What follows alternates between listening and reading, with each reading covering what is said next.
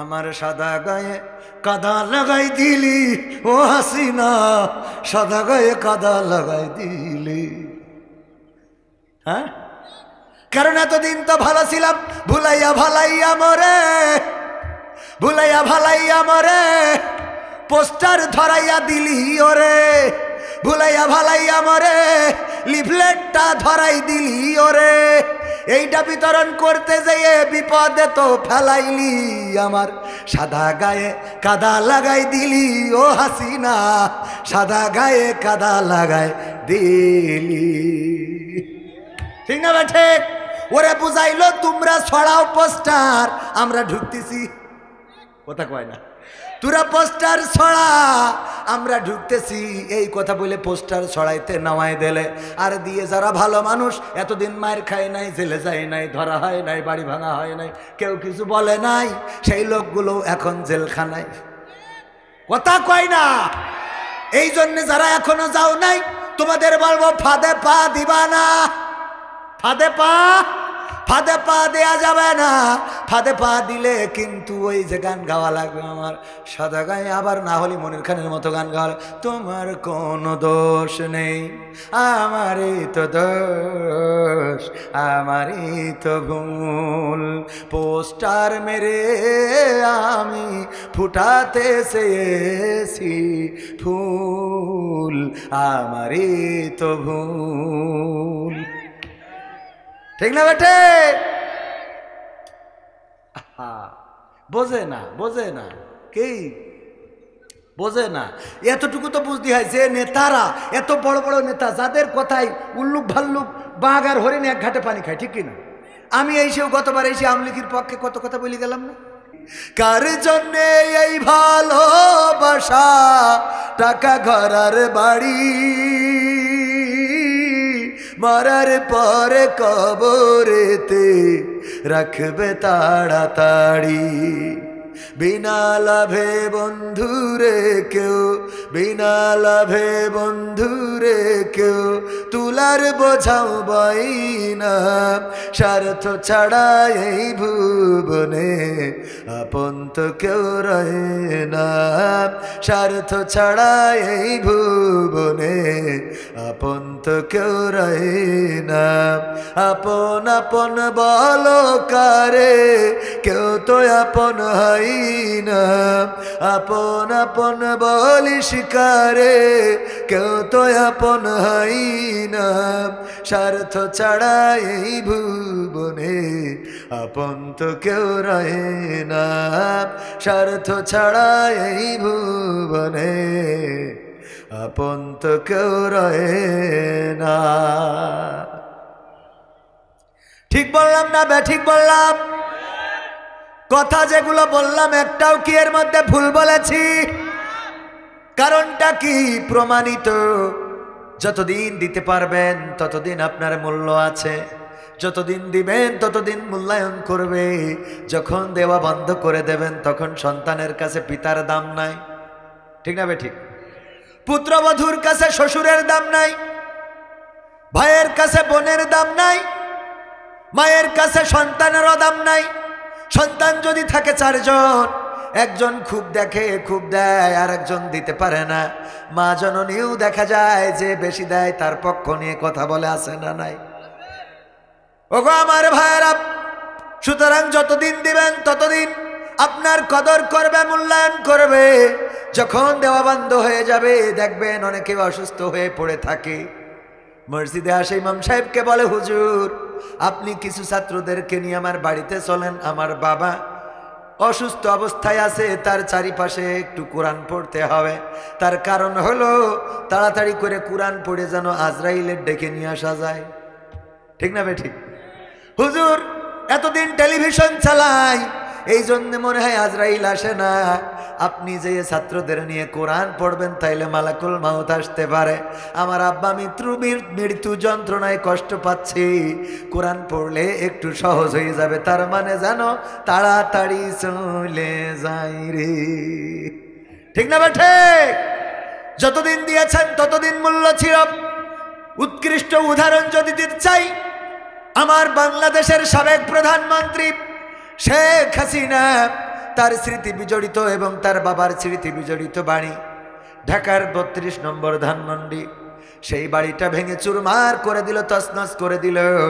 বঙ্গবন্ধু মারা যাওয়ার পরে নাকি আপনার এলাকায় বাড়ি বাঘা সিদ্দিকী টাঙ্গাই, ঠিক না বে ঠিক? তারা নাকি রাজপথে নেমেছিল। শামীম ওসমান সংসদে গল্প শুনাল, বন্দুক নিয়ে নেমে পড়েছে যে কাউকে দুনিয়ায় রাখবে না। কত গল্প শোনালো সংসদে যে আমরা আছি, নেত্রী ভয় নাই, নেত্রী তুমি এগিয়ে চলো, নেত্রী তুমি গুলি মারো, আমরাই আছি তোমার সাথে, ঠিক না বে ঠিক? সেই নেত্রী চলে গেল, নেত্রীর আগেও অনেকেই গিয়েছে, পরেও গিয়েছে। আর ধানমন্ডি যেই বঙ্গবন্ধুর স্মৃতি বিজড়িত বাড়িটা ভেঙে তছনছ করে দিল।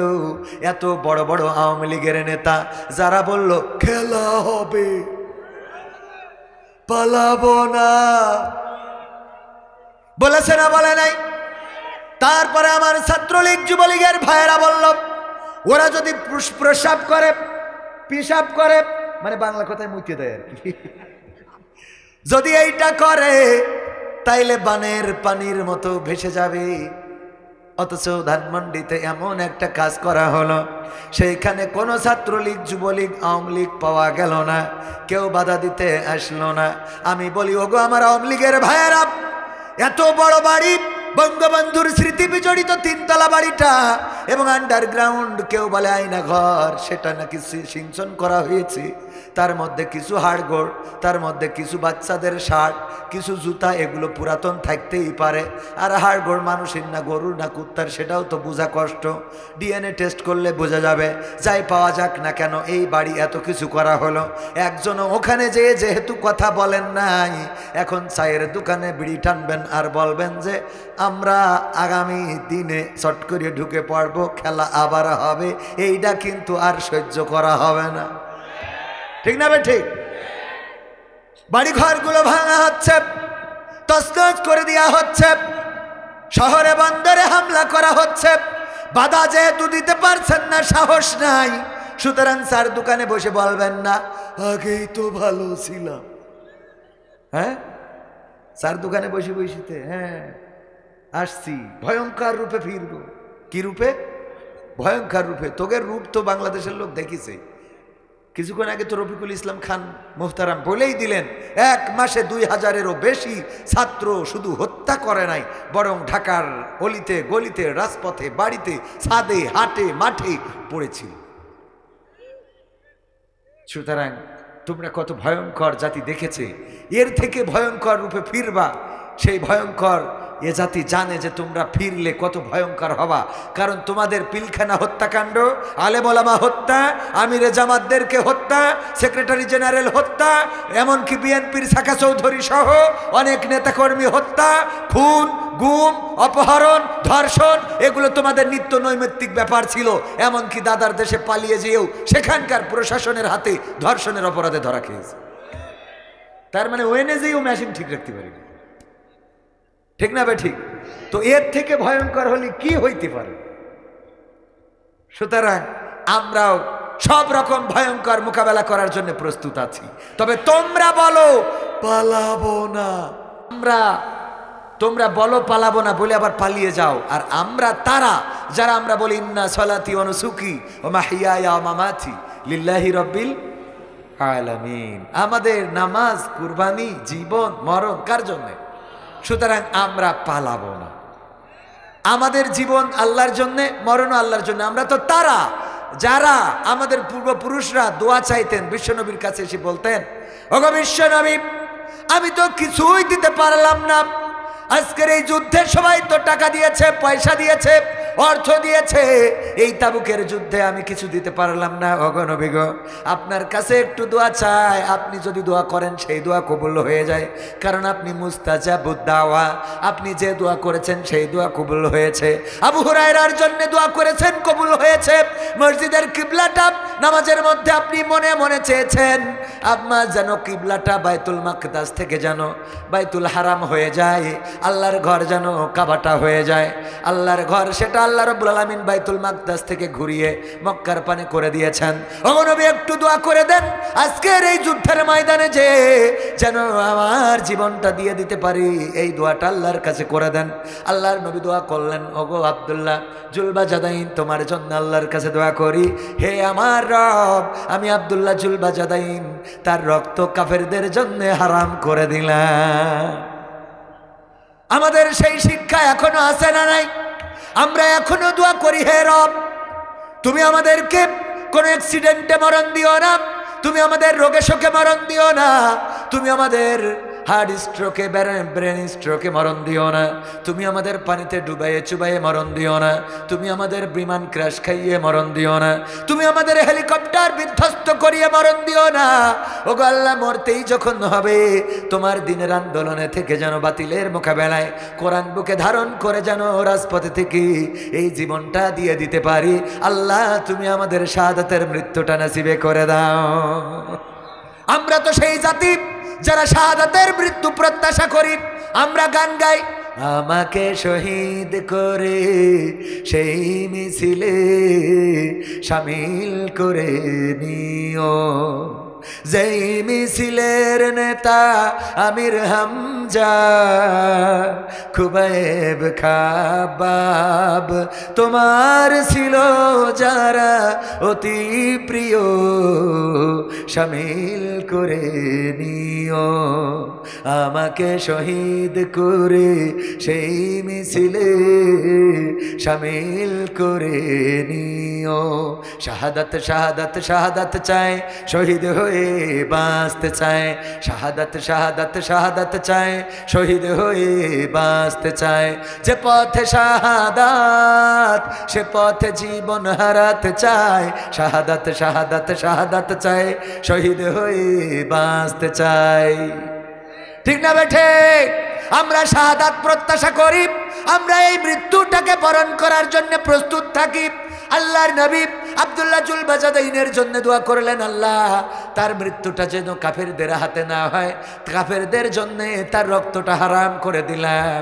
আব্দুল্লাহ জুলবাজাদাইন বললেন, ওগো বিশ্ব নবী আমি তো সে যে ইসলাম কবুল করার কারণে আমার চাচা সব সম্পদ থেকে বহিষ্কার করেছে, এমনকি আমার কাপড় পর্যন্ত খুলে রেখে দিয়েছিল।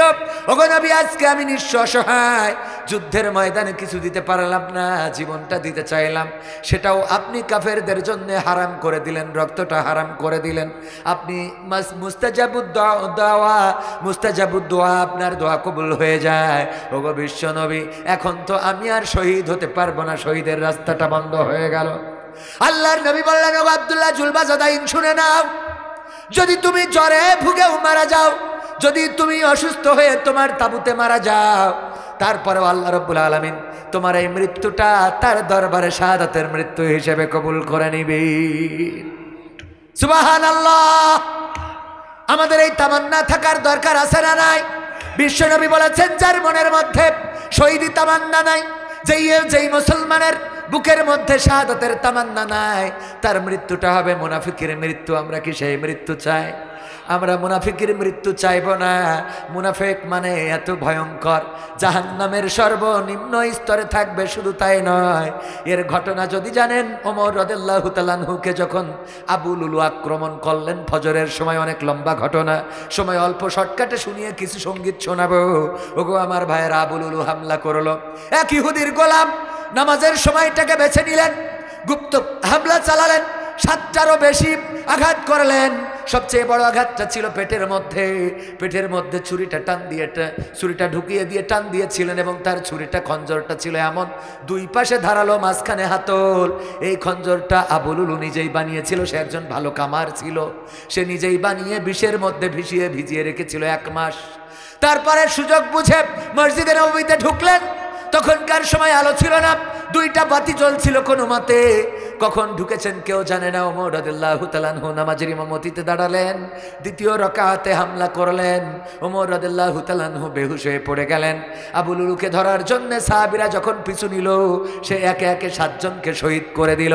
শুধু তাই নয়, তারপরে তাকে ধরে ফেলা হলো, চাদর ছুঁড়ে দিয়ে তাকে আটকানো হলো। আবু লুলু বুঝতে পারলো এবার তো আর রক্ষা নাই, নিজের ওই ছুরিটা আবার নিজের গলায় চালালো, চালিয়ে সেও বিদায় নিল। হজরত ওমর রাদিয়াল্লাহু তাআলা আনহু যখন হুঁশ ফিরে পেলেন তখন বললেন, আমার জন্য পানি নিয়ে আসো। মানুষেরা চিন্তা করলো, সাহাবীরা চিন্তা করলো হয়তো বা পানি পান করবেন, কিন্তু না, হুঁশ ফিরে পাওয়ার পরে উজু করলেন, তারপরে বললেন, আমি ফজরের নামাজটা শেষ করতে পারি নাই, সুতরাং আমি নামাজটা শেষ করব, তোমাদের নামাজ হয়েছে নাকি? বলল, হ্যাঁ, আপনার অসুস্থ, আপনি যখন আহত হয়েছেন তখন অন্য একজনকে ইমাম বানিয়ে আমরা নামাজটা আদায় করে নিয়েছি। ওমর রাদিয়াল্লাহু তাআলা আনহু দুধ পান করলেন। হাকিম যখন দুধ খাওয়ালেন সেই দুধটা পেট থেকে বের হয়ে গেল, গড়গড় করে পড়ে গেল। বললেন, ওগো ওমর রাদিয়াল্লাহু তাআলা আনহু, আমার কাছে আর তেমন কোনো চিকিৎসা ব্যবস্থা নাই যেটা দিয়ে আপনাকে আবার ব্যাক করাতে পারি, ফেরাতে পারি। সম্ভবত আপনাকে দুনিয়ায় বেঁচে থাকার আশাটা ছেড়ে দিতে হবে। ওমর রাদিয়াল্লাহু তাআলা আনহু ডাক দিলেন সন্তান আব্দুল্লাহ ইবনে ওমরকে, ডেকে বললেন, আব্দুল্লাহ ইবনে ওমর, শোনো, তুমি যাও হুযায়ফা রাদিয়াল্লাহু তাআলা আনহুকে ডেকে নিয়ে আসো। হুযায়ফা রাদিয়াল্লাহু তাআলা আনহুকে ডেকে আনা হলো। ওমর বললেন, ওগো হুযায়ফা, আমার তো যাওয়ার সময় হয়ে এসেছে, পৃথিবী ছেড়ে বিদায় নিতে হবে। আমি জানি তোমার কাছে আল্লাহর নবী একটা লিস্ট করে দিয়েছেন, মুনাফিকের লিস্ট। এই মদিনায় কারা কারা মুনাফিক তাদের একটা নামের তালিকা দিয়েছে। আমি সেই দিন থেকে বড্ড ভয়ে আছি, না জানি আমার নামটা ওই লিস্টের মধ্যে আছে নাকি। ওগো হুযায়ফা, মৃত্যুর সময় যদি এটা জানতে পারতাম যে আমার নামটা মুনাফিকের খাতায় আছে নাকি, ওই লিস্টের মধ্যে বিশ্বনবী দিয়েছেন নাকি, এটা যদি জেনে মরতে পারতাম তাইলে একটু শান্তি পেতাম, অথবা দুশ্চিন্তাগ্রস্ত হয়ে যেতাম। একটু নাম আছে কিনা জানতে চাই।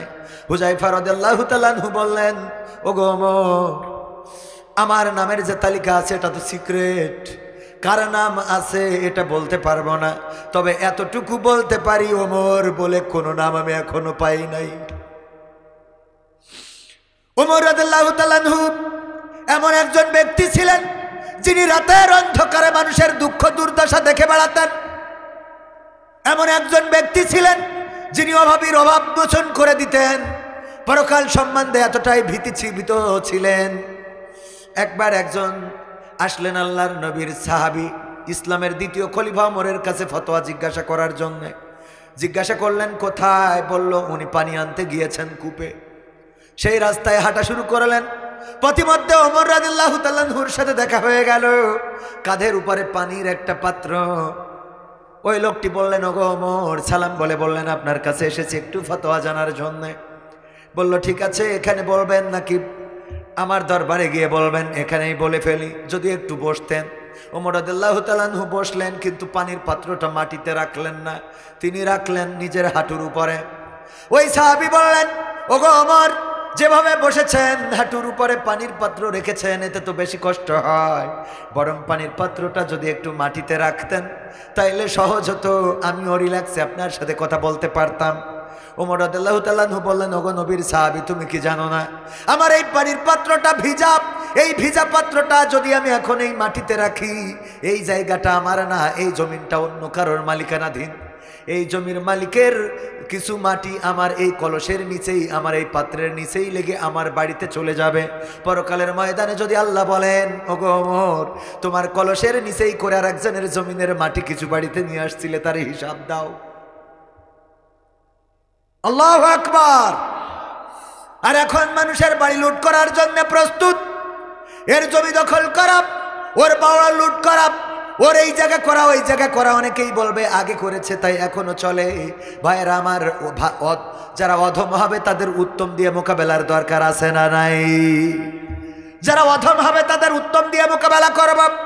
ওগো আমার ভাইজানেরা, ওগো আমার কলিজার টুকরা যুবকেরা, শুনে নাও। এই কথাটা কেন বললাম? শহীদি তামান্না যদি না থাকে তাইলে তার মৃত্যুটা হবে মুনাফিকের মৃত্যু। ওমর রাদিয়াল্লাহু তাআলা আনহুর মতো মানুষ, যে মানুষের পাশে দাঁড়াতেন, মানুষের দুঃখ দুর্দশা ঘুচে দিতেন, এমনকি রাতের অন্ধকারে অন্ধকারে ঘুরে, আপনারা ঘটনাগুলো জানেন। বাড়িতে যেয়ে দেখলেন ওই চারজনের কি হয়েছে?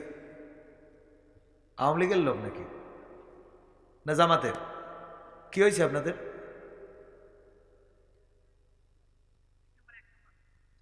এক নম্বর না, ভালো কথা ভালো লাগে না, কিছু শয়তান থাকি আর আগে ওঠে দাড়িওয়ালা, টুপিওয়ালা, জুব্বাওয়ালা, পাঞ্জাবিওয়ালা, এইগুলো আগে ওঠে, উঠে জায়গায় করে দেয়, পরে যে দাড়ি ছাড়ারা ওঠে।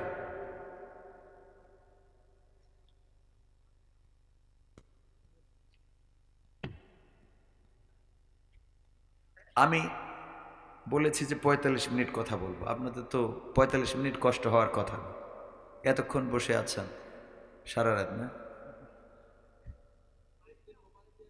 আল্লাহ কবুল করুন, বলেন আমি। এই উঠা উঠি, আমি কথা বলছি, খারাপ কোনো কথা বলেছি এখানে? হ্যাঁ, ভালো, আমি জানি উঠবেন কেন। এই যে আমার তো অনেক সমালোচনা আমার নিয়ে, সে নাট্যকার, এই করে তাই করে। এই যে ভালো করে ওয়াজ করতেছি, দেখেন 4 জন ঝামেলা করলো। যদি আমি এখন হাসি রহস্য বলতাম, উল্টো পাল্টা কথা বলতাম, খুব ভালো লাগতো আপনাদের। বলেন ঠিক না বেঠিক? এই সমাজ যত ভালো কথা বলেন না কেন, ভালো কথা নিবে না। খেয়াল করে দেখবেন, যদি ভালো কথা নেন, সিরাজগঞ্জের মানুষ দেখি আজকে কোনো উল্টো পাল্টা কথা হবে না, সব ভালো কথা হবে। শুনতে রাজি আছেন ইনশাআল্লাহ? নেফাকির মৃত্যুর কথা বলছিলাম, তার আগে মনে হয় শেখ হাসিনার একটা গান শোনানো লাগবে না? আপনাদের এনার্জি পাচ্ছেন না? হ্যাঁ, ক্ষমতায় কেউ, মানে বুঝতে পারি, কারণ আমার কাছে অনেকেই ওয়াজ আশা করে না। অনেকে মনে করে ওয়াইসে গান গাবে, এই হ্যালো বলবে, খেলা হবে, এইগুলো বলবে, ঠিক না? এইগুলো আমার কাছে, আমি খুব বিপদে, এইগুলো বললেও বিপদে, না বললেও বিপদে। এইগুলো বললে অনলাইনে সমালোচনা করে যে সে এই জায়গায় যে ওয়াজের স্টেজটারে হাসি তামাশার পাত্র বানিয়ে ফেলেছে, আবার এইগুলো না বললে তো সামনে শ্রোতা ধরে রাখাও তো কষ্ট হয়ে যায়। ক্ষমতায় কেউ স্থায়ী হয় না, হোক না সে হাসিনা কিবারে না, সে আরটা চিরকাল থাকে না। এবার দেখিস এনার্জি ফিরে। ক্ষমতায় কেউ স্থায়ী হয় না, হোক না সে হাসিনা কিবারে না, সে আরটা চিরকাল থাকে না। ক্ষমতায় কেউ স্থায়ী হয় না। মুজিবুর বেশি দিন থাকেনি, জিয়াউর কেউ তো রাখেনি। মুজিবুর বেশি দিন থাকেনি, জিয়াউর কেউ তো রাখেনি। এরশাদ চলে গেছে পৃথিবী ছেড়ে, এরশাদ চলে গেছে পৃথিবী ছেড়ে, কেউ আজ তার কথা কয় না। ক্ষমতায় কেউ স্থায়ী হয় না, হোক না সে হাসিনা কিবারে না, সে আরটা চিরকাল থাকে না। ক্ষমতায় কেউ স্থায়ী হয় না। হাসিনা ক্ষমতা ধরে রাখতে আয়না ঘর বানিয়েছিল, জনগণের রোশানলে দাদার দেশে পালিয়ে গেল। হাসিনা ক্ষমতা ধরে রাখতে আয়না ঘর বানিয়েছিল, জনগণের রোশানলে দাদার দেশে পালিয়ে গেল। ডিবি হারুনের পাশে আর, ডিবি হারুনের পাশে আর পরিমণিদের দেখা যায় না। ক্ষমতায় কেউ স্থায়ী হয় না, হোক না সে হাসিনা কিবারে না, সে আরটা চিরকাল থাকে না। ঠিক না বেঠে? ওগো আমার ভাইয়েরা, এই চিরকাল চিরকাল থাকে না, চিরকাল থাকবে না। এই জন্যে দুনিয়া যেহেতু ছাড়া লাগবে, মৃত্যুর প্রস্তুতি নেওয়ার দরকার আছে না নাই? মৃত্যুর প্রস্তুতি যদি নিতে হয়, দুনিয়ার জীবন এমন করে গড়ে তুলতে হবে ওমর রাদিয়াল্লাহু তাআলা আনহুর মতো। ওমর রাদিয়াল্লাহু তাআলা আনহু এবার কি করলেন? হুযায়ফাকে ডাকার পরে যখন শুনলেন এই লিস্টের মধ্যে ওমর বলে কোনো নাম নাই, বললেন আমি নিশ্চিন্ত হলাম, এখন আমি মারা যেও শান্তি পাবো। আমার মনের মধ্যে সেই দিন থেকে দুশ্চিন্তা, যেই দিন থেকে জেনেছি আল্লাহর রাসূল মুনাফিকদের লিস্ট করে দিয়েছেন, ওই দিন থেকে ভয় হতো ওগো হুযায়ফা, না জানি আমার নামটা এর মধ্যে আছে কিনা। এবার আব্দুল্লাহ ইবনে ওমরকে ডেকে বললেন, যাও আম্মা আয়েশা রাদিয়াল্লাহু তাআলা আনহাকে সালাম বলবা, আর তাকে বলবা ওমর রাদিয়াল্লাহু তাআলা আনহু বলেছে। আমাকে বলবা না যে আমিরুল মুমিনিন বলেছে, বলবা না যে আরবের খলিফা বলেছে, সালাম বলে বলবা ওমর বলেছেন, সালাম বলেছেন আপনাকে। সেই সাথে একটা অনুরোধ করেছেন, অনুনয় করেছেন, বিনয় করে একটা আরজি করেছেন, সেটা হলো আল্লাহর নবী যেখানে ঘুমিয়েছেন, ও আবু বকর রাদিয়াল্লাহু তাআলা আনহু যেখানে ঘুমিয়েছেন, তার পাশে যে খালি জায়গাটা আছে ওই জায়গাটায় আমি ওমর একটু দাবি করছি আমার কবরটা যেন দেওয়া হয়। খবরদার বলবা না আমিরুল মুমিনিন বলেছে, আমার ক্ষমতার কোনো পাওয়ার দেখাবা না, বলবা না ইসলামের দ্বিতীয় খলিফা বলেছে, এটাও বলবা না। ওমর রাদিয়াল্লাহু তাআলা আনহু যখন এই কথা বললেন, আম্মা আয়েশা রাদিয়াল্লাহু তাআলা আনহু বললেন, আমি চেয়েছিলাম আমার বাবা এবং আমার স্বামী যেখানে ঘুমানো ওই জায়গাটায় আমি ঘুমাবো, কিন্তু ওমর যেহেতু দাবি করেছেন আমার চেয়ে ইসলামে ওমরের অবদান অনেক বেশি, সুতরাং ওমরের এই দাবিকে আমি প্রত্যাখ্যান করতে পারি না, আমি অনুমতি দিয়ে দিলাম। এখানেই শেষ নয়, ওমর রাদিয়াল্লাহু তাআলা আনহু মৃত্যুর আগে আবার আব্দুল্লাহ ইবনে ওমরকে ডাকলেন, ডেকে বললেন, ওগো আব্দুল্লাহ, আবার জানাজা করবা, তারপরে আমার লাশ খাটিয়াই করে নিয়ে আবার আয়েশার সামনে নিয়ে যাবা, আয়েশার বাড়ির সামনে নিয়ে যাবা। আম্মা আয়েশা রাদিয়াল্লাহু তাআলা আনহাকে বলবা ওমরের লাশটা আপনার বাড়ির সামনে রাখা হয়েছে, যদি অনুমতি দেন তাইলে এই লাশটাকে ওখানে দাফন করতে চাই, মৃত্যুর পরে আর একবার অনুমতি নিবা, যদি আমি মৃত লাশটারে অনুমতি দেই তাইলে এখানে দাফন করবা, না হইলে জান্নাতুল বাকিতে আমারে দাফন করে দিবা। এই ছিল ওমর রাদিয়াল্লাহু তাআলা আনহু, যে নিজের খেলাফতের গুরুত্ব, যে নিজের খেলাফতের পাওয়ার দেখায় নাই, নিজে আমিরুল মুমিনিন এই পাওয়ারটা দেখায় নাই, যে মানুষের গরিব দুঃখীর দুঃখ মোচন করে দিয়েছেন, রাতের অন্ধকারে ঘুরেছেন, কে খেয়ে আছে কে না খেয়ে আছে সবার জানা কথা। একটা বাড়িতে দেখলেন যে একজন মহিলা হাঁড়িতে জাল দিচ্ছেন, কি জাল দিচ্ছেন জানেন না, উনি দেখতে লাগলেন জাল দিতে দিতে বাচ্চারা কাঁদতে কাঁদতে ঘুমিয়ে গেল।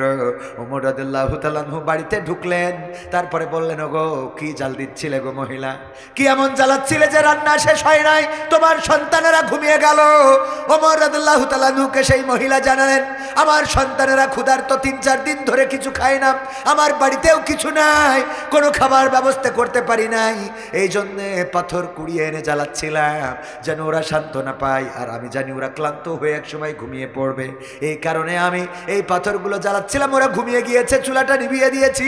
ওমর রাদিয়াল্লাহু তাআলা আনহু তাড়াতাড়ি করে আসলেন, আটার বস্তা মাথায় করে নিয়ে রওনা করলেন।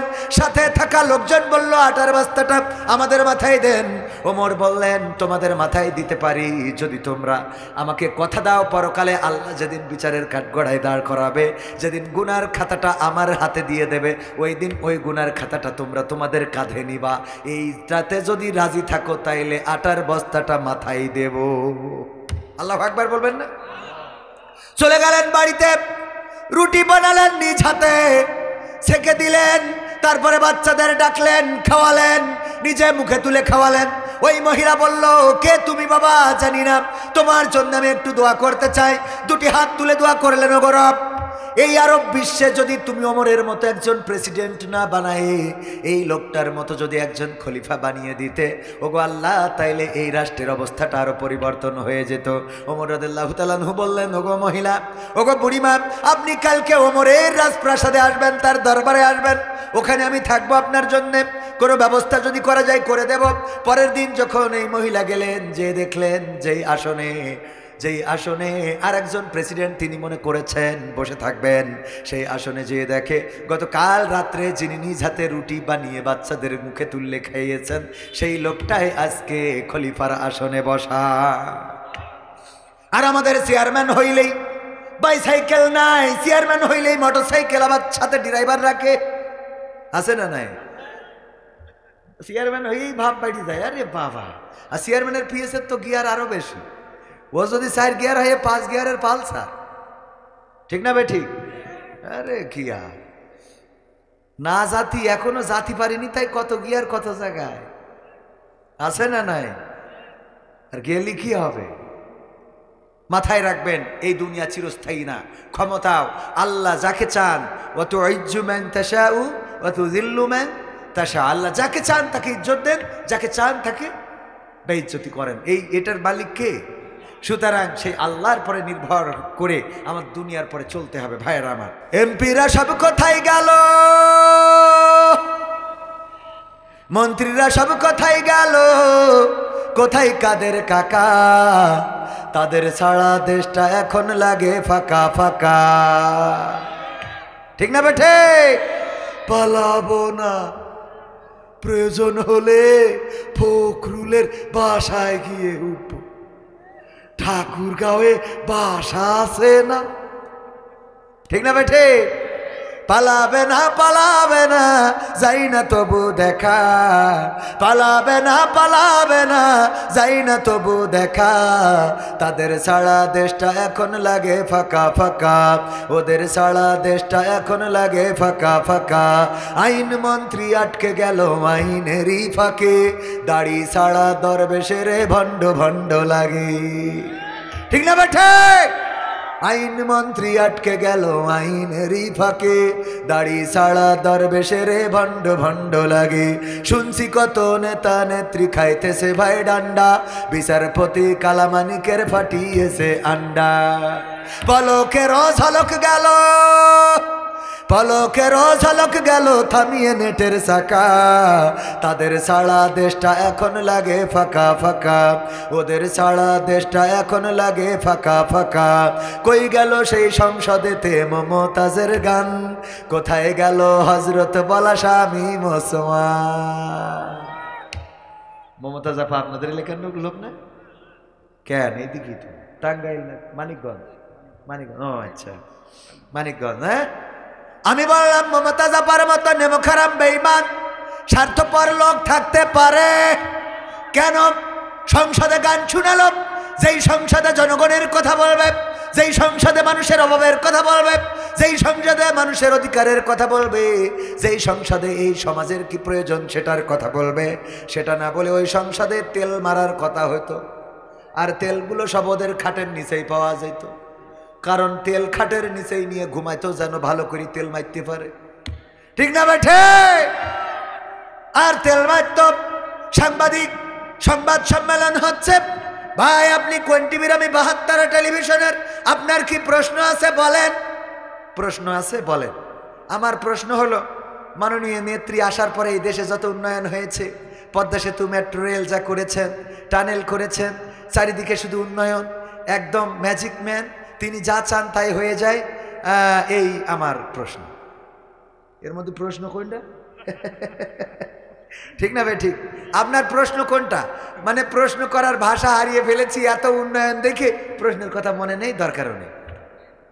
আপনি কোন টিভির? আমি অসময় টেলিভিশনের। কোন সময়?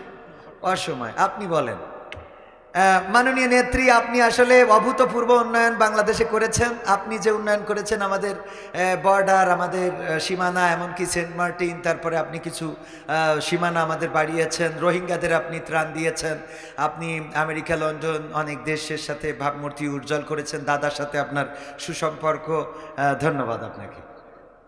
প্রশ্ন কোনটা? না মানে আমি ধন্যবাদ দেওয়ার জন্য দাঁড়িয়ে আছি, মানে কথা কয় না। ঠিক না ঠিক? আমার মমতাজ আপা গান গাইল সংসদে, আর যখন সংসদ ধরে পালিয়ে গেল মমতাজ আপা গান গাইল না। কারণ কি? পেয়েছে যতদিন, গেয়েছে ততদিন, খেয়েছে যতদিন, গেয়েছে ততদিন, নিয়েছে যতদিন, গেয়েছে ততদিন, যখন বুঝেছে আর পাওয়া হবে না, আর নেওয়া হবে না, তখন বলে দিয়েছে আর গাওয়া হবে না। ঠিক না ঠিক? কারণ তারা কার জন্যে গায়? স্বার্থের জন্য। কিসের জন্য? স্বার্থের জন্য গায়, খাওয়ার জন্য গায়, পাওয়ার জন্য গায়। আর আমরা গাই আল্লাহর গুণগান। আমরা খাওয়ার জন্য নয়, পাওয়ার জন্য নয়, আমরা গাই আল্লাহর সন্তুষ্টির জন্যে। এই দুনিয়ার জীবনের বিনিময়ে যেন আল্লাহ ক্ষমা করে দিয়ে জান্নাতের বাসিন্দা করে দেন তার জন্যে। সুতরাং আমরা মৃত্যুর আগ পর্যন্ত মরি, বাসি, রিমান্ডে যাই, হাসপাতালে যাই, আমাদের দেশ থেকে বিতাড়িত করুক, যাই করুক না কেন, আল্লাহর গুণগান গাওয়া বন্ধ হবে না। ঠিক না বেঠে? আল্লাহর গুণগান গাইলে কোনো ভয় নাই, কোনো দুশ্চিন্তা নাই, কোনো টেনশন নাই, আপনার কোনো আতঙ্ক নাই। কারণ যদি উদাহরণ দিয়ে বলি, আমার প্রিন্সিপাল সাহেব গরু পালন করে, উনি গরু পালন করার কারণে গরু মাঝে মাঝে মাঠে খাইতে দিতে হয়, জানেন কি না? সবাই তো জানার কথা, দেশের মানুষ। উনি গরু মাঠের মধ্যে ছেড়ে দিয়ে রেখে আসছে, ওনার একটাই মাত্র গরু। মাহফিলে চলে এসেছে, খেয়াল নাই গরুটা বাড়িতে আনা হয় নাই। গরু যেখানে রেখে আসছে পাশেই ছিল জঙ্গল, ওই জঙ্গল থেকে বাঘ একটা বের হয়ে গরুরে দৌড়ানি দিয়েছে ধরার জন্য। গরুও দৌড়ায়, বাঘও দৌড়ায়। গরুর থেকে বাঘের দৌড়ের গতি কম না বেশি?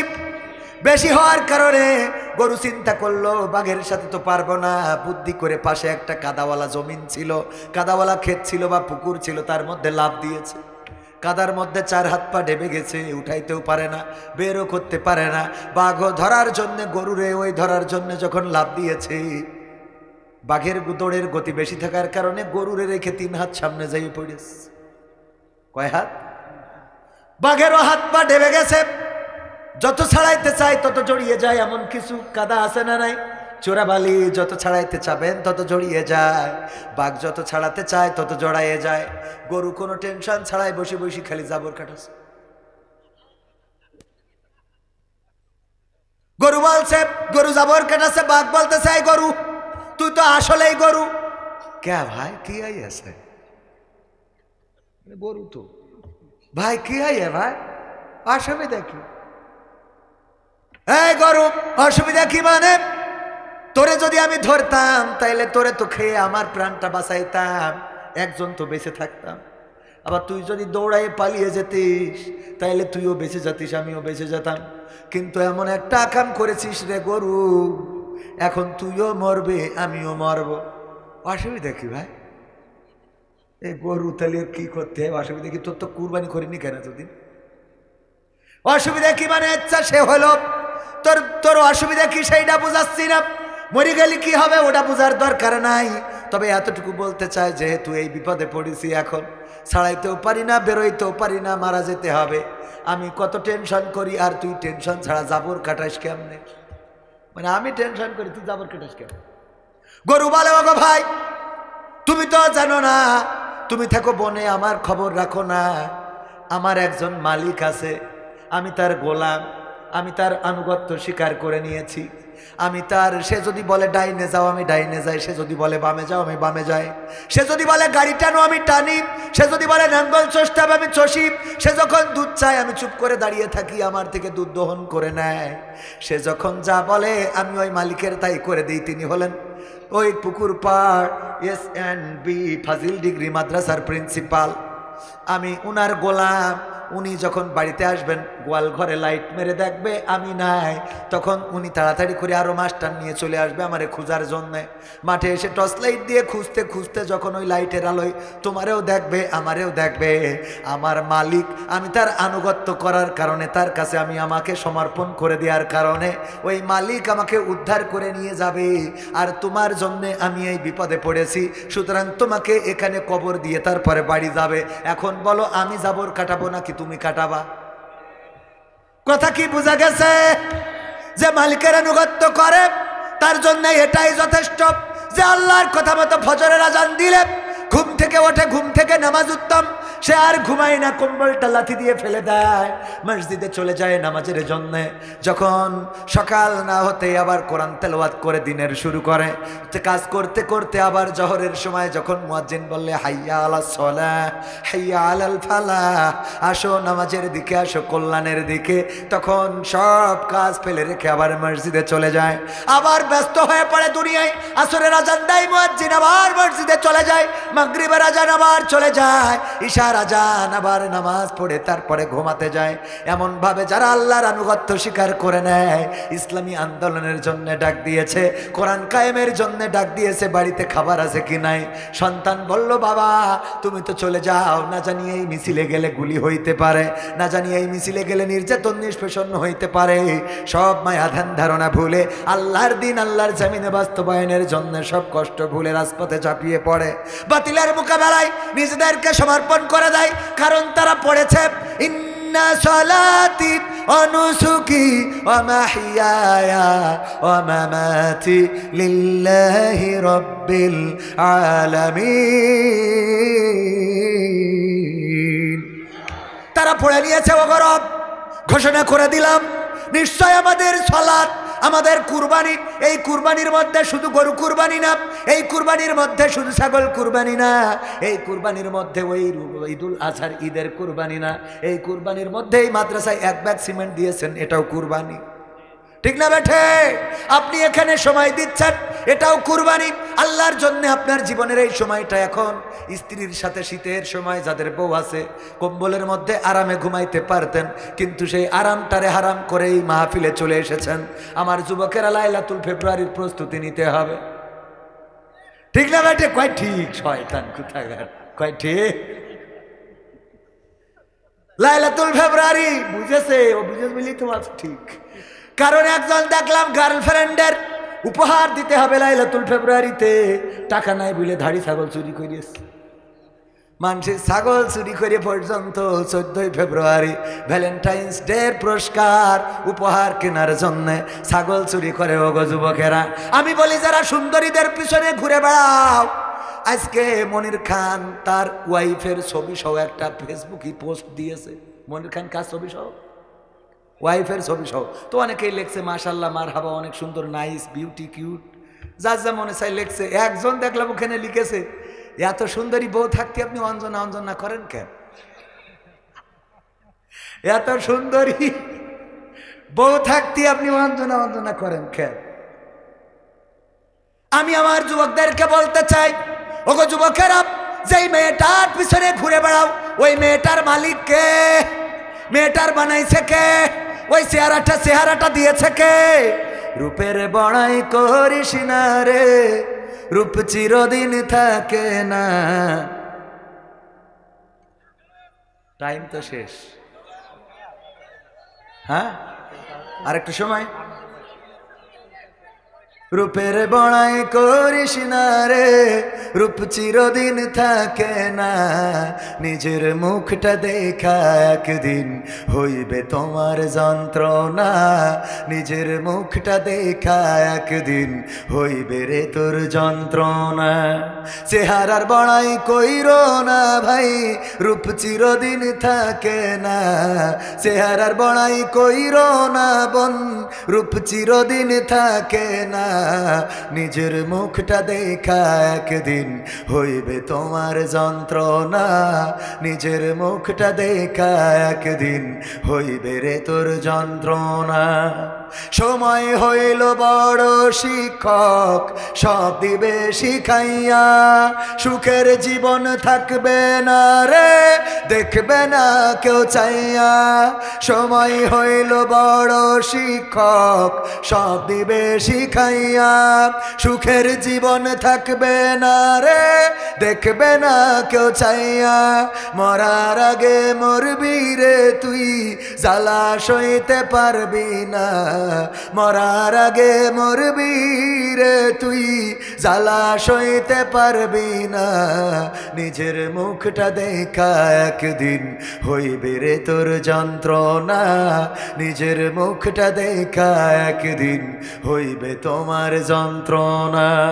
কিসের এত বড়াই তোমার মাটির দেহ লইয়া, ময়রা দেখো পোকামাকড় শেষ করবে সব খাইয়া। কিসের এত বড়াই তোমার মাটির দেহ লইয়া, ময়রা দেখো পোকামাকড় শেষ করবে সব খাইয়া। এই দুনিয়া ছাড়তে হবে, অহংকার আর কইরো না। এই দুনিয়া ছাড়তে হবে, অহংকার আর কইরো না। নিজের মুখটা দেখা একদিন হইবে তোমার যন্ত্রণা, নিজের মুখটা দেখা একদিন হইবে তোমার যন্ত্রণা। ক্ষমতার বড়াই কইরো না ভাই, সে আর চিরদিন থাকে না। শেয়ারের বড়াই কইরো না বোন, পাওয়ার চিরদিন থাকে না। নিজের শেয়ার দেখা একদিন হইবে তোমার যন্ত্রণা, নিজের চেয়ার দেখা একদিন হইবে রে তোর যন্ত্রণা। ঠিক না বেঠে? শেখ হাসিনা কয়েকদিন আগে ভাষণ দিয়েছে, নিষিদ্ধ ঘোষিত ছাত্রলীগের আয়োজনে একটা অনলাইন প্ল্যাটফর্মে ভাষণের মধ্যে আমি বলেছি পৃথিবীর মধ্যে 7টা আশ্চর্যতম জিনিস আছে না নাই? এর মধ্যে অষ্টম আশ্চর্য জিনিস হলো, অষ্টমতম আশ্চর্যজনক জিনিস যে শেখ হাসিনা যে ভাষণটা দিয়েছে আধা ঘন্টার মতো, সেই ভাষণের মধ্যে একটা বারের জন্যে ওই ভাষণে জামাত বিএনপির নাম ধরে নাই, জামাত শিবিরের নাম নেয় নাই, শুধুমাত্র নাম নিয়েছে ডক্টর ইউনূস, ডক্টর ইউনূস। কারণ চেয়ারটার এখন হুমকি কে? ডক্টর ইউনূস। কিডা? এই জন্যে জামাত শিবির ভুলে এখন কিডাই চলে গেছে, ডক্টর ইউনূসই। ওগো আমার ভাইয়েরা, ওই চেয়ারটা দেখে এখন কষ্ট লাগে। যুবকেরা আমার, তোমাদের কথা বলতে চাই সোনা পাখিরা, যারা মেয়ে মানুষের পিছনে ঘুরে বেড়াও, যারা বিভিন্ন মেয়ের পিছনে ঘুরতে ঘুরতে জীবনটারে ডাল বানাই ফেলিসাও, ফেন্সি ডালের সাথে তো ওরা খাপ খাইয়ে এনেছে, আছে না নাই? মাল খেয়ে টাল হয়ে পড়ে থাকে, মেয়ে পাত্তা দেয় না বলে আগে বিড়ি খাইতো, এখন গাঞ্জা খাই, ঠিক না বেঠে? আগের সময় যদি কেউ চিকন থাকতো, আমার প্রিন্সিপাল জিজ্ঞাসা করতো, এই তুমি এত চিকন হয়ে যাও কেন? তুমি কি কিছু খাও না নাকি? তোমার কি খাওয়া দাওয়া ঠিক মতো হয় না নাকি? বাড়িতে কেউ খাওয়ায় না নাকি? আর এখন যদি দেখে চিকন, আমার প্রিন্সিপাল জিজ্ঞেস করে কিছু খাওয়া ধরেছিস নাকি? ঠিক না বেঠে? এখন চিকনারে বলে কিছু কি খাওয়া ধরি, মানে মাল খাও, আছে না না? ওরে আমার যুবকেরা, এইগুলো করে ভালো মেয়ে পাওয়া যাবে না, সুন্দরী মেয়ে পাওয়া যাবে না। ওই যে জুনিয়র সাকিব বিয়ে করেছিল একটা টিকটকার, বিয়ে করার কারণে কি হারাতি হয়েছে তোমরা তো জানো, যে ও আবার আর একটা বিয়ে করতে গিয়েছে বুঝলে ওর মেশিনটাই কেটে নিয়েছে। তুমি যেমন তোমার ঘরে তেমন আসবে, তুমি যদি টিকটক করে বেড়াও তোমার ঘরে টিকটকার আসবে, তুমি যদি ফেসবুকে রিলস করো, এই করো তাই করো, উল্টো পাল্টা ভিডিও করো, তোমার ওই রকম উল্টো পাল্টা আসবে। তুমি যদি মনে করো যে লাইলাতুল ফেব্রুয়ারিতে একজনের নিয়ে ঘুরে বেড়াবা, গিয়ার মারবা, আর বিয়ের সময় হুজুরির বলবা হুজুর মাদ্রাসার হাফেজা সবচেয়ে ভালো মেয়েটা, একটু আপনি কোনটা বলেন? কথা কয় না, আছে না নাই?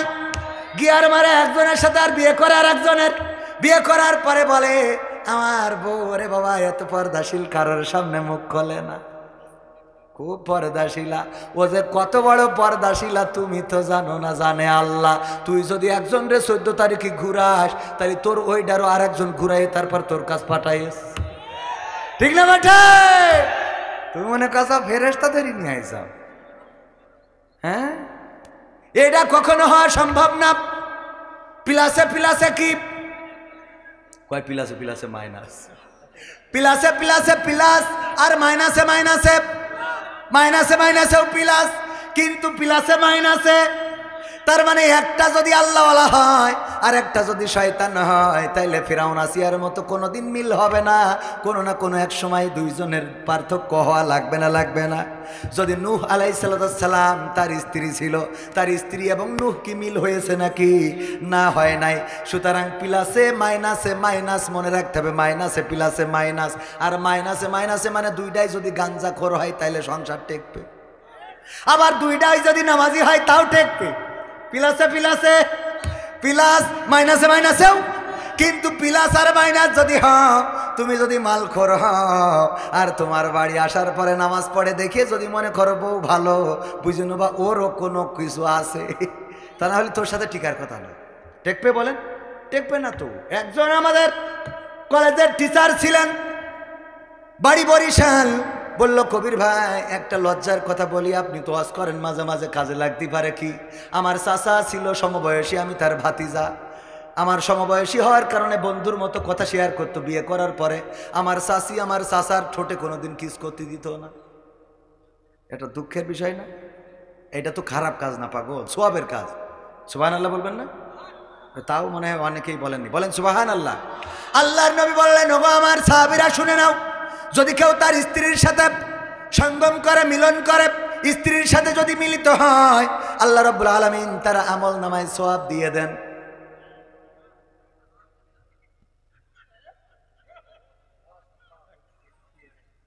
সাহাবীরা বলছে, হুজুর সাল্লাল্লাহু আলাইহি সাল্লাম লজ্জা পেলাম, মিলনের সময় আল্লাহ সওয়াব দিবেন, এটা কেমন কথা? আল্লাহর নবী বললেন, ওগো আমার সাহাবীরা লজ্জা পাওয়ার কিছু নাই, তোমরা যদি এই কাজটাই অন্য জায়গায় করতে, বৈধ জায়গায় যদি অবৈধ জায়গায় করতে, গুনাহ দিত কিনা? সাহাবীরা বললেন অবশ্যই গুনাহ হতো। শুধু তাই নয়, এমন অপরাধ মাজা পর্যন্ত কেড়ে দিয়ে পৃথিবীর পরে সঙ্গে সার করে দেওয়া হতো। আল্লাহর নবী বললেন যেই কাজটা অপাত্রে করলে গুনাহ হয়, সেই কাজটা সঠিক পাত্রে করলে আল্লাহ রাব্বুল আলামিন সওয়াব দিয়ে দেন। সুতরাং এই সওয়াবের দরকার আছে না নাই? বিয়ে করো নাই যুবকেরা, কারা কারা হাত উঁচু করো। মাত্র অল্প কয়জন, এই অল্প কয়জন, এই শীত আর পার হতে দেওয়ার দরকার নাই। সওয়াবের জন্য হইলেও বিয়ে করতে হবে। বাবারে বুঝাইতে হবে, হুজুর এ হাত নামান থা। আরে বাবা, বিয়ে করা মানে নামা এমনি নামা ফেলে, নামাচ্ছেই না। বাবা আমি দোয়া করে দেবো, ভাইয়ারা আমার দোয়া করে দেবো, আল্লাহ যেন বিবাহের ব্যবস্থা করে দেয়। আজকে পিতামাতাকে এই হাদিসটা শোনাতে হবে। ওগো মা, ওগো বাবা, বিশ্বনবী বলেছেন স্বামী স্ত্রীর মিলনের মধ্যেও সওয়াব আছে। সুতরাং এই সওয়াব বঞ্চিত আর হইতে চাই না। ঠিক না বেঠে? এই সওয়াব বঞ্চিত হওয়া, কোথা থেকে কোথায় চলে আসলাম। লাইলাতুল ফেব্রুয়ারির কথা বলছিলাম। এই লাইলাতুল ফেব্রুয়ারির পিছনে না ঘুরে, ওগো আল্লাহর বান্দা, ওগো যুবক, তুমি যদি মসজিদে যাও, আল্লাহর কাছে মাথা নত করো, সিজদা করো, তাহাজ্জুদের নামাজে যদি কাদাকাটি করো, আল্লাহ সৎ পাত্রী দান করো, আল্লাহ উত্তম পাত্রী দান করো, এমন পাত্রী যেন দুনিয়ার জীবনে সুখ স্বাচ্ছন্দ্যের সাথে বসবাস করতে পারি। মেয়ে শুধু সুন্দরী হইলে হবে না, সুন্দরী যদি হয় আর যদি সে পরকিয়া করে, তাইলে তোমার জীবনও শেষ, তার জীবনও শেষ, তোমার পরিবার শেষ, তারও পরিবার শেষ। বলেন ঠিক কিনা? ঠিক না বেঠে? সুতরাং সুন্দরী হইলে ভয় আছে না নাই? আবার সুন্দরী বউদেরকে অনেকেই পর্দা করায় না, পর্দা না করায় নিয়ে বেড়ায়। আমার আমির হামজা ভাই একদিন তার বন্ধুর সাথে দেখা হয়েছে, তার ওয়াজের মধ্যে শোনা, দোস্তের বউ পিছনে বসা, শাড়ি পরেছে যেন একেবারে নেট মাছ ধরা জাল, সিটকি জাল, মশারি, এইগুলো, এই অবস্থা। আমির হামজা ভাই বললেন, বউরে এমনে নিয়ে বেরোইছেন কেন? কয় হুজুর আমি তো অনেক দিন ধরে দেখতেছি, পাড়ার লোকেরও তো হক আছে। নাউজুবিল্লাহ বলবেন।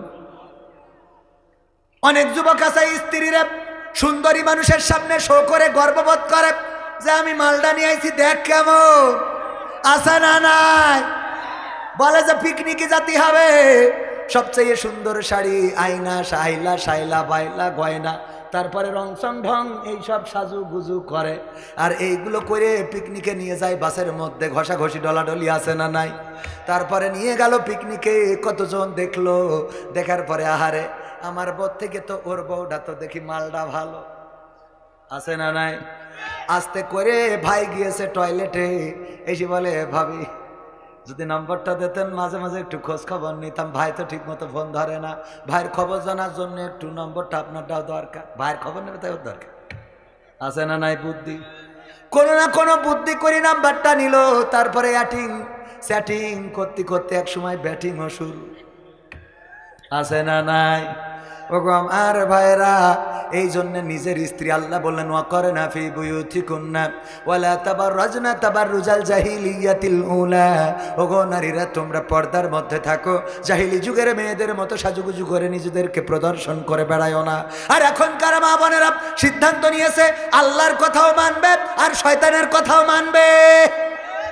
আগে সাজুগুজু করে, তারপরে বুরকা পরে, আবার ওই বুরকা পরে টিকটক করে, পলদেশি চেনা নেই আছে না নাই। বুরকা পরা টিকটকার, আবার বুরকা পরে নসিহা করে, কত আমাদের চোখের সামনেও পড়ে। বলবেন হুজুর আপনি এসব জানেন কি করে? আমরাও তো দেখি। যদি বলি দেখি না, তাইলে এইটা মিছে কথা। মানে দেখি বললে একেবারে যে ওই খুঁজিয়ে দেখি তা না, সামনের পর পড়িয়ে যায়, বোঝেননি? এইটুকু অন্তত ঠিক। সামনের পরে কি? সিনেমা হলের পোস্টার দেয়ালে লাগানো আছে না নাই? আপনি চাইলেও চোখে পড়ে না, চাইলেও পড়ে না, চাইলেও পড়ে। অ্যান্ড্রয়েড ফোন যাদের আছে, তাদের হাতের মধ্যে যখন আছে খারাপ জিনিস, আপনি চাইলেও আসে, না চাইলেও আসে। এই খারাপ কাজ, খারাপ ভুল পথে যে কাজগুলো করে বেড়ান, এই কাজগুলো করার কারণে মা বোনেরা পরকালের ময়দানে জাহান্নামে যাওয়া লাগবে। এদেরকে বলবো, এই সংসারে যদি শান্তি চান, স্ত্রীদেরকে পর্দা করিয়ে নিয়ে বেড়াবেন, তা না হইলে কিন্তু অসুবিধে আছে। আপনার ডাক গোপনে গোপনে কোথায় কার সাথে চ্যাটিং করতে যাইয়ে ব্যাটিং করবে, তারপরে ওই যে পত্রিকার নিউজ দেখলাম যে দুইজন বন্ধু গিয়েছে এক হোটেলে, দুইজন বন্ধু একই হোটেলে গেছে, সেখানে জুতো খুলে উঠতে হয়, জুতো খুলে দেখে, উনি যেই দেখে যে জুতো খোলা রয়েছে, একজন দেখে এইটা আমার বোর জুতো, ওকে এইটা তো আমার বোর জুতো। মানে দুইজনই এক হোটেলে, তাক কাকতালীয় ভাবে এক হোটেলে হয়ে গেছে, আর দুজনের মানে এই বন্ধু ওই বন্ধুর বোর সাথে লাইন মেরেছে, ওই বন্ধু এই বন্ধুর বোর সাথে লাইন মেরেছে। খাপে খাপ না, খাপে খাপ আব্দুলির বাপ। ওগো আমার ভাইরা, এই কাজগুলো যদি করেন তাইলে আপনি মাথায় রাখবেন, আপনি ভাবির সাথে বলেন, বউ আমার যেমন তেমন, ভাবি আমার মনের মতন গো। ভাবিও গান শুনাই দেওরারে ফোন ধরায়, স্বামী আমার যেমন তেমন, দেওরাই আমার মনের মতন রে। ঠিক না বে ঠিক? তুমি যদি ভাবিরে প্রশংসা করো তাইলে তোমার বউ দেওরারে প্রশংসা করবে। তুমি যদি বিলকিসের সাথে লাইন মারো, তোমার বউ মকসেদের সাথে লাইন মারবে। এইটাই ঠিক কথা। এই জন্যে তুমি আগে ভালো হও, স্ত্রী অটোমেটিক ভালো হয়ে যাবে। ফজরের আজান দিলে, ফজরের আজান যখন দিবে, তুমি যদি উঠে মসজিদে যাও, তোমার স্ত্রী আর ঘুমিয়ে থাকতে পারবে না। একদিন, দুই দিন, তিন দিন তুমি না ডাকলেও উঠে নামাজ শুরু করে দিবে। আর তোমারে যদি ফজরের নামাজে ডেকে না উঠানো যায়, বউরে জড়াই ধরে শুয়ে থাকো, আর ওই বউ নামাজি বউ চিন্তা করে স্বামী কষ্ট পাবে, তাহলে আজকে নামাজটা যাই যাক। ঠিক না ভাই ঠিক? তার মানে আস্তে করি সেও বেনামাজি হয়ে যাবে। এই জন্য প্লাসে প্লাসে প্লাস, আর মাইনাসে মাইনাসে প্লাস। কিন্তু প্লাসে মাইনাসে মাইনাস আমরা এটা হব না। আমরা নিজেদের আগে তাদের আঙ্গিকে তৈরি করব। আর মা বোনদের বলবো, আল্লাহ বলেছে পর্দা করে চলতে, আর মা বোনেরা বললো পর্দা করব, তার মধ্যেই আবার কি করব, সাজু গুজু আগে করে নিয়ে বুরকা পরবো, তারপরে সিরাজগঞ্জে যাব, তারপরে একে তাকে নাকে দিনতা বয়ফ্রেন্ডের সাথে হাত ধরে ঘুরে বেড়ায়। আরে বাবা, আছে না নাই? ওরে বাবা, জান্নাতুল ফেরদাউস ঘুরে বেড়ায়। আর আমি উদাহরণ দিতে যাইয়ে বলি, আমার আল্লাহ বললো যে পর্দার মধ্যে থাকো, জাহেলি যুগের মেয়ের মতো সাজুগুজু করে বেড়ায়ও না। আর ওরা কাজটা করলো কি, প্রিন্সিপাল বলছে পিকনিকে নিয়ে যাব 10 জনের, কয়জনের? আমারও দাওয়াত দিয়েছে, আমাদের চাচার দাওয়াত দিয়েছে, ওনার দাওয়াত দিয়েছে, আমরা আবার সাথে করে আরেকজন করে নিয়ে আইছি। প্রিন্সিপাল জানে যে লোক একটু বেশি হইতে পারে, এই জন্যে ভাত যা ছিল তার সাথে আবার কিছু মুড়িও নিয়েছে, যে যদি অন্তত লোক বেশি হয়ে যায়, কিছু লোকের মুড়ি খাওয়াবো আর কিছু লোকের ভাত খাওয়াবো। বুদ্ধি আছে? বুদ্ধি ঠিক আছে না? উনি দেখলো যে 10 জনের দাওয়াত দিছি, হয়ে গেছে 20 জন। সিদ্ধান্ত নিল কিছু লোক মুড়ি খাবে, কিছু লোক ভাত। আমারে জিজ্ঞেস করতেছে, কবির বিন সামাদ ভাই, আপনি ভাত খাবেন না মুড়ি খাবেন? আমি বললাম ভাত খেয়েই তারপর মুড়ি খাবো, ভাত খেয়েই তারপর। তাহলে যে কাজ করতে চাইলো তা কি হলো? উনি তো করতে চাইলো যে মুড়ি খাবে তারে ভাত দেবো না, আর যে ভাত খাবে সে মুড়ি পাবে না। আমার মা বোনদের অবস্থা তাই আল্লাহ বললেন, ওয়া করনা ফি বুয়ুতিকুন্না ওয়ালা তাবাররাজনা তাবাররুজাল জাহিলিয়াতিল উলা। ওগো নারীরা, পর্দার মধ্যে থাকো, জাহিলি যুগের মেয়েদের মতো সাজুগুজু করে নিজেদেরকে প্রদর্শন করে বেড়ায়ও না। আর আমার মা বোনেরা বলল, আল্লাহ তোমার কথাও মানলাম, শয়তানের কথাও মানলাম, আগে সাজুগুজু করব, তারপরে বোরকা পরবো, এরপরে রিসোর্টে যাব, সেখানে আগলা করব, তারপর আবার বাইন্দে বাড়ি চলে আসবো, যেন গ্রামের লোক বলে যে তাপসী রাবিয়া। ঠিক না বেঠে? আমি বলি ওই বুরখাওয়ালিদের থেকে যারা খুলে চলে সেইটা ভালো। কারণ খুলে চলা, আমার যদি মেয়ে থাকে মুখ খুলে যদি ঘুরে বেড়াই, আমি যদি নাও দেখি, তাও অন্তত কেউ দেখি বলবে যে কবির বিন সামাদ ভাই, দেখলাম আপনার মেয়ে সিরাজগঞ্জের চৌরাস্তায়। অথচ বুরখা পরে যখন আমার মেয়ে মকসেদের সাথে ঘুরে বেড়ায়, মকসেদ এসে সালাম দেয়, আমি বুঝতে পারি না যে আমার মেয়ে। ঠিক না বেঠে? পর্দা কি শুধু কাপড়ের পর্দা করলে হবে? ভিতরের পর্দার দরকার আছে না নাই? ভিতরেও পর্দার দরকার, আবার উপরের পর্দা মাইনাস করা যাবে না। তাই বলে আবার উপরের পর্দা আলগা করে চলবেন তা হবে না, ভেস্টা হওয়া যাবে না। আবার অনেক নারীর পর্দা এমন, ওই যে আমাদের মাহমুদুল হাসান জিহাদি ভাই বলতো, ওয়াজ করে বাড়ি যাচ্ছে, দেখে আপনাদের তেমাত নাই, একজন বসে পায়খানা করতেছে খোলা জায়গায়, মোটরসাইকেলের হেডলাইট ঘুরাই ধরেছে, যেন অন্তত লজ্জায় ও আর এইখানে এই কাজ না করে। ও এত লজ্জা পেয়েছে যে লুঙ্গি তুলে মুখ ঢেকে চুপচাপ বসে আস। নিচেই যা হয় হোক, এই জাতীয় নারী আছে না নাই?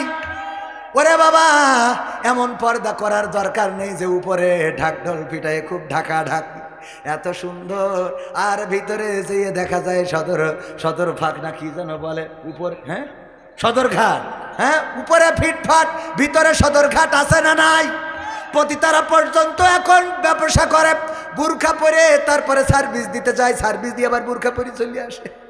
বাইরে দেখে বলে মায়ের জাতি। ও মায়ের জাতি না ভাবির জাতি, তুই বুঝলি কি করি? ঠিক না বেঠে? ও আমার ভাইজানেরা, আমার যুবকেরা, তরুণেরা, তোমাদের জন্য আমার নসিহা হলো, সুন্দরী বউ যদি পাইতে চাও ওই পিছনে ঘোরার দরকার নাই, ওই মেয়ের পিছনে ফুল নিয়ে দৌড়ানোর দরকার নাই, লাইলাতুল ফেব্রুয়ারিতে দরকার নাই। রাতের অন্ধকারে আল্লাহর কাছে সিজদায় পড়ে যাও, আল্লাহ তুমি আমার জন্য যারে কল্যাণকর মনে করো তারে আমার জন্য করে দাও। তুমি না চাইতেই দেখবা যে মেঘ না চাইতেই বৃষ্টি, এমন বউ চাইছিলা, তার থেকে এত ভালো বউ আল্লাহ দান করেছে যে সারাটা জীবন সিজদায় পড়ে থেকেও শুকরিয়া আদায় করে শেষ করতে পারবা না। ঠিক না বেঠে? হুজুরদের বউ দেখবেন বরাবরই সুন্দরী হয়, দেখা যায় না, কিন্তু চোখ দুটো দেখলে মোটামুটি বোঝা যায়। কালা কুদাড়ে হাফেজে কোরআন এরম আছে না? কালো কুদাড়ে চেহারার দিকে তাকানো যায় না, দাঁতগুলো খালি সাদা, অথচ বউ নিয়ে পাশে দাঁড়ায় থাকে, দেখেন ফকফকা করে দিয়েছেন কে? আল্লাহ রাব্বুল আলামিন। বাচ্চাগুলোও সুন্দর, বাচ্চাগুলো দেখবেন ছোট, কি ব্যাপার হুজুর এটা কি আপনার মাদ্রাসার ছাত্র? আরে না আমার ছেলে। ও আপনার ছেলে এত সুন্দর, এত পরিষ্কার, মানে মাছ জন্যে, বোঝেননি? করে দিয়েছেন কে? এই জন্য মা ভালো যার, ছা ভালো তার। মা ভালো আগে পাইতে হবে, মা ভালোবাসাই করতে হবে। মা যদি আজকেও একটা ভিডিওয় দেখলাম মা তাকে নাকে ধিনতা করে ঝাঁকানাকা করতেছে, আর সন্তান লজ্জায় ওখানে পিছনে দাঁড়ায় রয়েছে যে মা আমার কি করতেছে। আবার কিছু মা আছে এই যে স্বাধীনতার সময়, হ্যাঁ সন্তান নাচ বাড়িতে শিখাই দেয় কি করে ঘুরতে হবে। ও বাবা, উনি আবার সামনে যে দেখায় যে এইভাবে ঘুরন দাও, একটু মাজা দিল, একটু ঝাড়া মারো, আছে না নাই? একটু মাজায় ঝাড়া মারো, গুতো মারো, এনে শয়তান। এরপরে ওই মেয়েটারে এত ভ্যাসটা, এত চরিত্রহীন বানাইছে বলে বোঝানো যাবে না। আবার যদি যে ওই যে পাত্রের সাথে, যার সাথে লাইন মেরেছে, ও তো বিয়ে করায়নি, গাঞ্জাখোর, আর একজন পাত্র দেখতে গেছে প্রিন্সিপালের ছেলের সাথে বিয়ে দেবে, জিজ্ঞাসা করলো যে মেয়েটা আসলে কি কেমন? না কি বলছেন? কারোর সামনেই যায় না। তো কারোর সামনে যায় না, তার সিরাজগঞ্জে চৌরাস্তায় ওরা কারা? লাইলাতুল ফেব্রুয়ারিতে ঘরে ওরা কারা? ঠিক না বেঠে ভাইয়ের আমার? তাইলে ওই যে মমতাজের রেখে আইলাম, মনে আছে? ওই জায়গায় যেতে হবে না। মমতাজ আপার মতো নেমো খারাম, এর মতো বেঈমান স্বার্থপর একজনও নাই। সংসদে বসে গান গাইল, নেতার গুণগান করে, নেত্রীর গুণগান করে, আর নেত্রী যখন চলে গেল গান গাওয়া বন্ধ করে দিল। আমি শিখাই দিলাম, তারপরও এখনো গাই নাই। আমি বললাম মমতাজ আপা এখন গান গাবেন। আমার সোনার ময়না পাখি কোন বাদোষে দাদার কাছে গো, আমরা দেশে কেমনে থাকি রে আমার কলজের ময়না পাখি। ঠিক না বেঠে? এখন এই গান গাওয়ার দরকার আছে না নাই? কিন্তু এই গান গাচ্ছে না। আবার গান, কোন গান তো শুনি না, তবে মন বলে গোপনে গোপনে গায়। ও আমার দরদি আগে জানলে তোর ভাঙা নৌকায় চড়তাম না, ভাঙা নৌকায় চড়তাম না, আর এই বিপদে পড়তাম না। ভাঙা নৌকায় চড়তাম না, আর এই বিপদে পড়তাম না। ওরে বর্ডারেতে খাইলাম ধরা, বিসিটাও তো পাইলাম না। আগে জানলে তোর ভাঙা নৌকায় চড়তাম না। ঠিক না বেঠে? এরপরেও দেখেন এই 6 মাস, 5 আগস্ট থেকে ফেব্রুয়ারির 5 আগস্ট পর্যন্ত কেউ কোনো তেমন আক্রমণ করে নাই, বাড়িঘর ভাঙে নাই, মানুষকে ধরে নাই, মারে নাই। এমনকি প্রশাসন তেমন দৃষ্টান্তমূলক শাস্তির ব্যবস্থাও করে নাই। অ্যারেস্ট করেছে হাতে গোনা কয়েকজন রে। এর মধ্যেই আবার তাদের একটু চুলকানি শুরু হয়ে গেল। শয়তান বলল, বসে থাকলে হবে না, তোরা বিদেশে আইছিস, যারা দেশে আছে ওদেরও তো বিপদে ফেলতে হবে, ঠিক না বেটে? যারা দেশে আছে ওদেরও বিপদে ফেলতে হবে। এই 6 মাস কারোর বাড়ি ঘরে হামলা করে নাই, কারো বাড়ি ঘর ভাঙে নাই, আমি তাদের ভাঙার পক্ষে নই। তবে এতটুকু বোঝানোর জন্য বলি, ভাইয়েরা আমার, এই 6টা মাস নীরবে নিবৃতে থাকার কারণে কেউ কিছু বলে নাই। কিছু মানুষও তো ছিল আওয়ামী লীগ করে, কিন্তু ভালো মানুষ আছে না নেই? এই ভালো মানুষগুলোর হাতে লিফলেট ধরাই দিলে ওই শিয়ালের মতো লেজ নিজেরটা কাটা পড়েছে বলে বুঝাই যে লেজ ভালো না, এটা রাখা ঠিক না, এটা কেটে ফেলা ভালো, এটা থাকার দরকার নেই। আমরা যেহেতু দেশে নেই, দেশে যারা আছে ওদেরও তো অভ্যাস দিতে হবে। শয়তানের কাজ সব সময় শয়তানি। বলল, লিফলেট মারো, পোস্টার মারো, রাজপথে নামো, কট্টর হরতাল অবরোধ করো। আর এর বিনিময়ে এই লোকগুলো যখন একটু উল্টো পাল্টা করলো, এখন বাড়িঘর তো ভাঙলো, নতুন করে আবার operation devil hunt, operation devil hunt, এই অপারেশন ডেভিল হান্ট শুরু করেছে। আর সেই অপারেশনে আজকেই এর গ্রেপ্তার করেছে 1304 জনকে। কনে যাব মানুষ সব, ওরা আগের থেকে বোঝে কি করতে হবে, যা মনে চাই বলেন। ওগো আমার ভাইয়েরা, এই যে গ্রেপ্তার হলো, এখন জেলখানায় বসে গান গাচ্ছে, আমার সাদা গায়ে কাদা লাগাই দিলি ও হাসিনা, সাদা গায়ে কাদা লাগাই দিলি। হ্যাঁ, কারণ এতদিন তো ভালো ছিলাম, ভুলাইয়া ভালাইয়া মরে, ভুলাইয়া ভালাইয়া মরে, পোস্টার ধরাইয়া দিলি ওরে, ভুলাইয়া ভালাইয়া মরে, লিফলেটটা ধরাই দিলি ওরে। এইটা বিতরণ করতে যেয়ে বিপদে তো ফেলাইলি, আমার সাদা গায়ে কাদা লাগাই দিলি ও হাসিনা, সাদা গায়ে কাদা লাগাই দিলি। ঠিক না বেঠে? ওরে বুঝাইলো, তোমরা ছড়াও পোস্টার, আমরা ঢুকতেছি, কথা কয় না, তোরা পোস্টার ছড়া, আমরা ঢুকতেছি। এই কথা বলে পোস্টার ছড়াইতে নামাই দিলে। আর দিয়ে যারা ভালো মানুষ, এতদিন মায়ের খায় নাই, জেলে যায় নাই, ধরা হয় নাই, বাড়ি ভাঙা হয় নাই, কেউ কিছু বলে নাই, সেই লোকগুলো এখন জেলখানায়, কথা কয় না। এই জন্য যারা এখনো যাও নাই, তোমাদের বলবো, ফাঁদে পা দিবা না, ফাঁদে পা দেয়া যাবে না। ফাঁদে পা দিলে কিন্তু ওই যে গান গাওয়া লাগবে, আমার সাদা গায়ে, আবার না হলে মনির খানের মতো গান গাওয়া, তোমার কোনো দোষ নেই, আমারই তো দোষ, আমারই তো ভুল, পোস্টার মেরে আমি ফুটাতে চেয়েছি ফুল, আমারই তো ভুল। ঠিক না বেটে? বোঝে না কি বোঝে না। এতটুকু তো বুঝতে হয় যে নেতারা, এত বড় বড় নেতা, যাদের কথায় উল্লুক ভাল্লুক বাঘ আর হরিণ এক ঘাটে পানি খায়, ঠিক কিনা? আমি এইসেও গতবার এসে আওয়ামী লীগের পক্ষে কত কথা বলে গেলাম না, বলিস না? একজনের ভোটে পাশ করে দিয়ে গেলাম। হ্যাঁ, মানে এখানে না বলে ওনাদের বলতেই হয়। পাশে বসে থাকে চেয়ারম্যান, প্রসঙ্গ একবার তো এক বিপদে পড়েছি গত টার্মে। এই পাশে বসা চেয়ারম্যান, রানিং চেয়ারম্যান, তো আমি যত আওয়ামী সরকারের উন্নয়ন আছে 2 ঘন্টা সব বলেছি। পদ্মার সেতু, টানেল, তো ফ্লাইওভার, এক্সপ্রেস ওয়ে, তারপরে ভেটেড নাকি ওয়ে, এই সব বলার পরে মনে যাদের সময় চেয়ারম্যান বলছে, হুজুর খালেদা জিয়ার জন্য একটু দোয়া করে দেন। বলছে কেন? তো বলছে, আমি বিএনপি চেয়ারম্যান।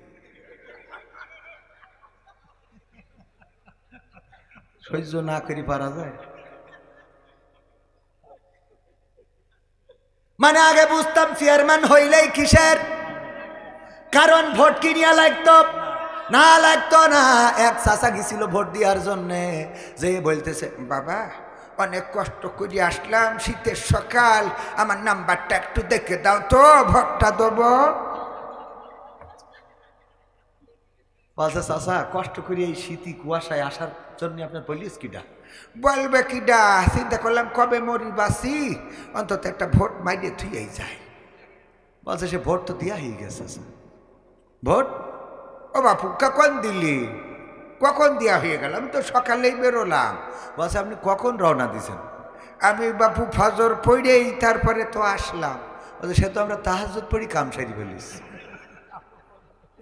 আমাদের তো কাম ছাড়া শেষ, তাহাজ্জুদ পড়ি, আপনি ফজর পড়ি রওনা দেন কেন? আপনি তো ঈশা পড়িয়ে আসলেই পাতেন, একসাথে বন্দেগী হইতো। তাইলে বাপু এক কাজ করো, আমার হাতে একটু কালি লাগিয়ে দাও, নাই বৌমা খুবেন আমি ভোট দিতে পারিনি। কালি লাগিয়ে যখন চলে যাচ্ছে ডাকতে পারছে, চাচা শোনেন আবার জন্য চাষির পাঠাইয়েন না, চাষিরটাও বলে দিয়া শেষ। তোমার শাশিও ভোট দিয়েছে? হ্যাঁ হয়েছে। গো কত বড় নেমো খারাপ। আল্লাহ কার সাথে সংসার করিয়াছি? ও আল্লাহ, তুমি অন্তত ওই বুড়ির সাথে আমার জান্নাতে রাখো না আল্লাহ। তো বলছে কেন এত রাগ কেন চাষির পরে? চাচা রাগ করবো না কেন বাপু? তোমার শাশি আজ 12টা বছর হইলো মরিয়ে কব্বরে শুয়েছে। তা তুই এসে যখন ভোটটা দিয়ে গেছিস তা আমার সাথে দেখা করে যাবি না? আমি পুরো ডাকি করিয়ে থাকি, তুই একটু খোঁজ খবর নিলি নে, হাসিনার একটা ভোট মারিয়ে তা চলে গেলি। ঠিক না বেটে? এই জন্যে থাকলেই বুঝতাম এরা বিশেষ দলের লোক। ইচ্ছায় অনিচ্ছায় সুজা বামে ডানে বামে বলা লাগতো না। অবস্থাটা ছিল আমাদের এমন, আমাদের অবস্থা ছিল এমন। একবার একটা রাস্তা, দুই পাশে পুকুর, ওই রাস্তা দিয়ে ট্রাক ঢুকাইছে। কি ঢুকাইছে? ট্রাক যখন গেছে, ট্রাক যে মালামাল লোড করে যখন আসছে, দুই পাশে পুকুর। যাওয়ার সময় তো খালি গাড়ি ভয় ছিল না, আসার সময় দুই পাশে পুকুর, চিকন রাস্তা। ট্রাক নিয়ে হেল্পারের নামাইতেছে যে সামনে যেয়ে দেখ। কয় উস্তাদ ডানি রেখে যে ডানি দেয় সেই ডানির পুকুরের দিকে যায়।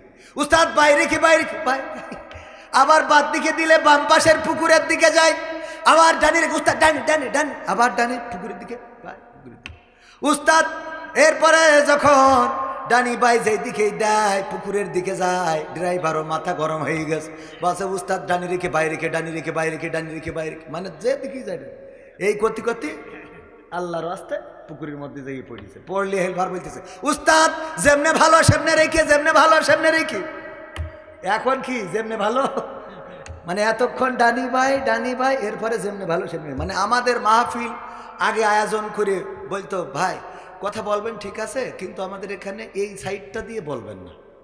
তারপরে আবার কিছুদিন পরে বলতো ভাই আপনার তো বললাম ওই সাইড দিয়ে এই সাইড দিয়ে বলা যাবে, তা এই সাইড দিয়েও বলবেন না। হ্যাঁ, তারপর আবার কদিন পরে বলে এই সাইডে একটু বলতে পারবেন কিন্তু এই সাইডে বললেন না। আর বলে এই সাইডে একটু বলেন, এই সাইডে বলেন। তারপর বলে ডানি ভাই বললেন একটা বিলতিল করি। এবার মাহফিলে আসলি বলে হুজুর যেমনি ভালো সেমনি। তার মানে মোট আর কিছু বলা যাবে না, খানার মধ্যে যাওয়ার শেষ। কথা কি বোঝা গেছে? আমাদের যেমনে ভালো সেমনে রেখে, তার মানে এখন এই অবস্থা আমাদের ছিল। যাই হোক, মমতাজ আপাই আবার ফিরে যায়। যাব মমতাজ আপাই ফিরলাম, সে আর গান গাইল না, সে এই গানগুলো গায় না। আর এখন অনেকে এইসব গানগুলো গায়। ওই যে গানটা বাকি আছে ওইটা শেষ করি নাকি? কই গেল সেই সংসদেতে মমতাজের গান, কোথায় গেল হজরত বলা স্বামী ওসমান, ইনু মেনন দীপু মনি আছে কারাগারে, বাপ করিলেও পাপ কখনো ছাড়ে কি আর তারে। কোথায় গেল স্পিকারের, কোথায় গেল স্পিকারের দৃষ্টি আঁকা বাঁকা, তাদের ছাড়া দেশটা এখন লাগে ফাঁকা ফাঁকা, ওদের ছাড়া দেশটা এখন লাগে ফাঁকা ফাঁকা।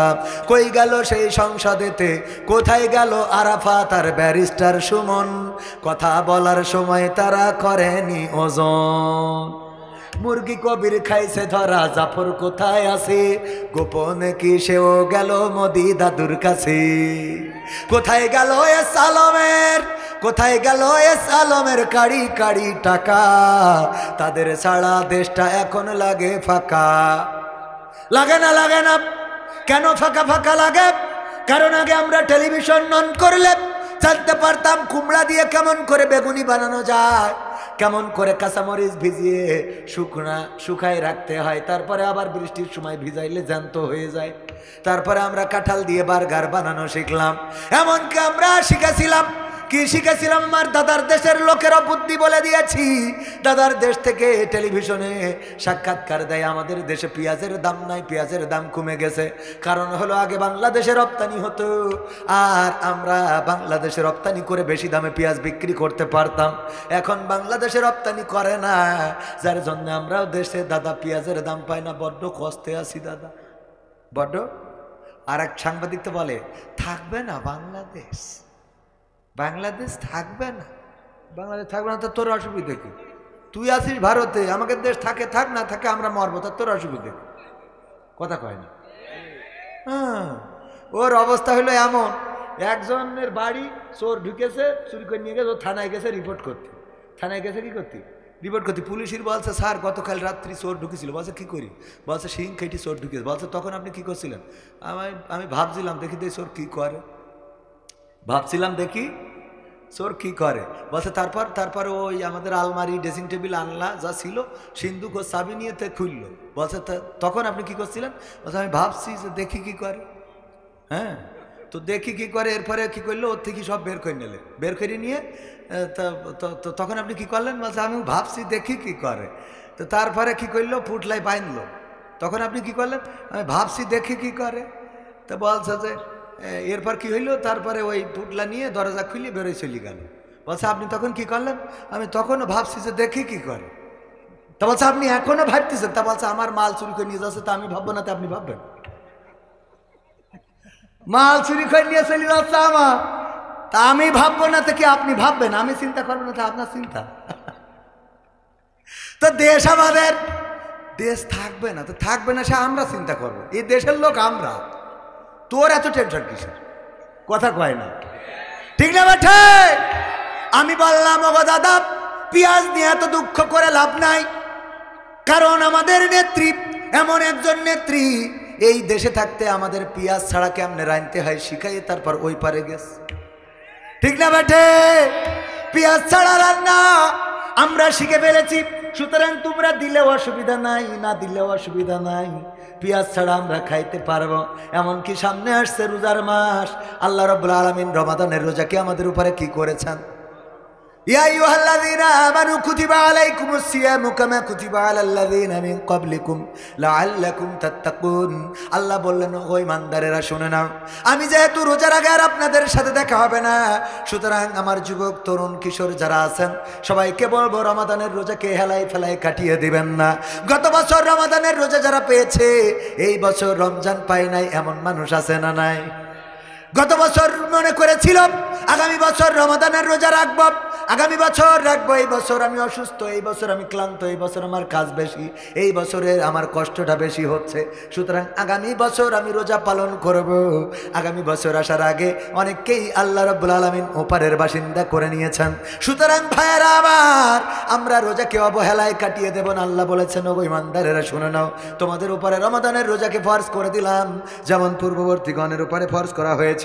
সময় আর বেশি নেব না, মা বোনদের জন্য দু একটা কথা বলা দরকার, পুরুষদের জন্য যুবকদের জন্য কিছু নসিহা করা দরকার। শর্টকাটে 5টা নসিহা করে দিই আমার যুবকদের জন্য। 1 নম্বর হলো, কোন যুবক নামাজ কাজা করা যাবে, নামাজ কাজা করা যাবে না। আবার যুবকেরা যদি মসজিদে যায়, কিশোরেরা মসজিদে যায়, তরুণেরা মসজিদে যায়, ছোট ছোট বাচ্চা শিশুরা যখন মসজিদে যায়, তখন অনেক মুরব্বী আছে এই বয়সী, আমার চাচাদের বয়সী, তারা ওই বাচ্চারা একটু হাসাহাসি করলে, একটু কথা বললে, জোরে যদি একটু কথা বলে, একে অপরের সাথে যদি একটু গল্প করে, অমনি খেপে যায়, আছে না নাই? এই জন্য বুড়োদের জন্যও আমার একটা কাজ, মুরব্বীদের জন্যও একটা কাজ দেব। কয়টা? মুরব্বীদের একটা, আর যুবকদের কয়টা? যুবকদের পাওয়ার বেশি। আর শুধু তাই নয়, আল্লাহর নবী বলেছেন ওগো আমার উম্মতেরা শুনে নাও, যদি কেউ যৌবনকালে একটা সওয়াবের কাজ করে, বৃদ্ধকালে যদি 70টা সওয়াবের কাজ করতো, যতটা ওই 70টা সওয়াবের কাজ করলে যে সওয়াব হতো, যৌবনকালে একটা সেই কাজ করলে আল্লাহ সমপরিমাণ সওয়াব আমলনামায় লিখে দেন। বলেন সুবহানাল্লাহ। আবার বৃদ্ধ বয়সে যদি কেউ একটা গুনাহ করে, যৌবনকালে 70টা গুনাহ করলে যেমন গুনাহ হতো, বৃদ্ধ বয়সে একটা গুনাহ করলে তেমন গুনাহ হয়। বলেন নাউজুবিল্লাহ।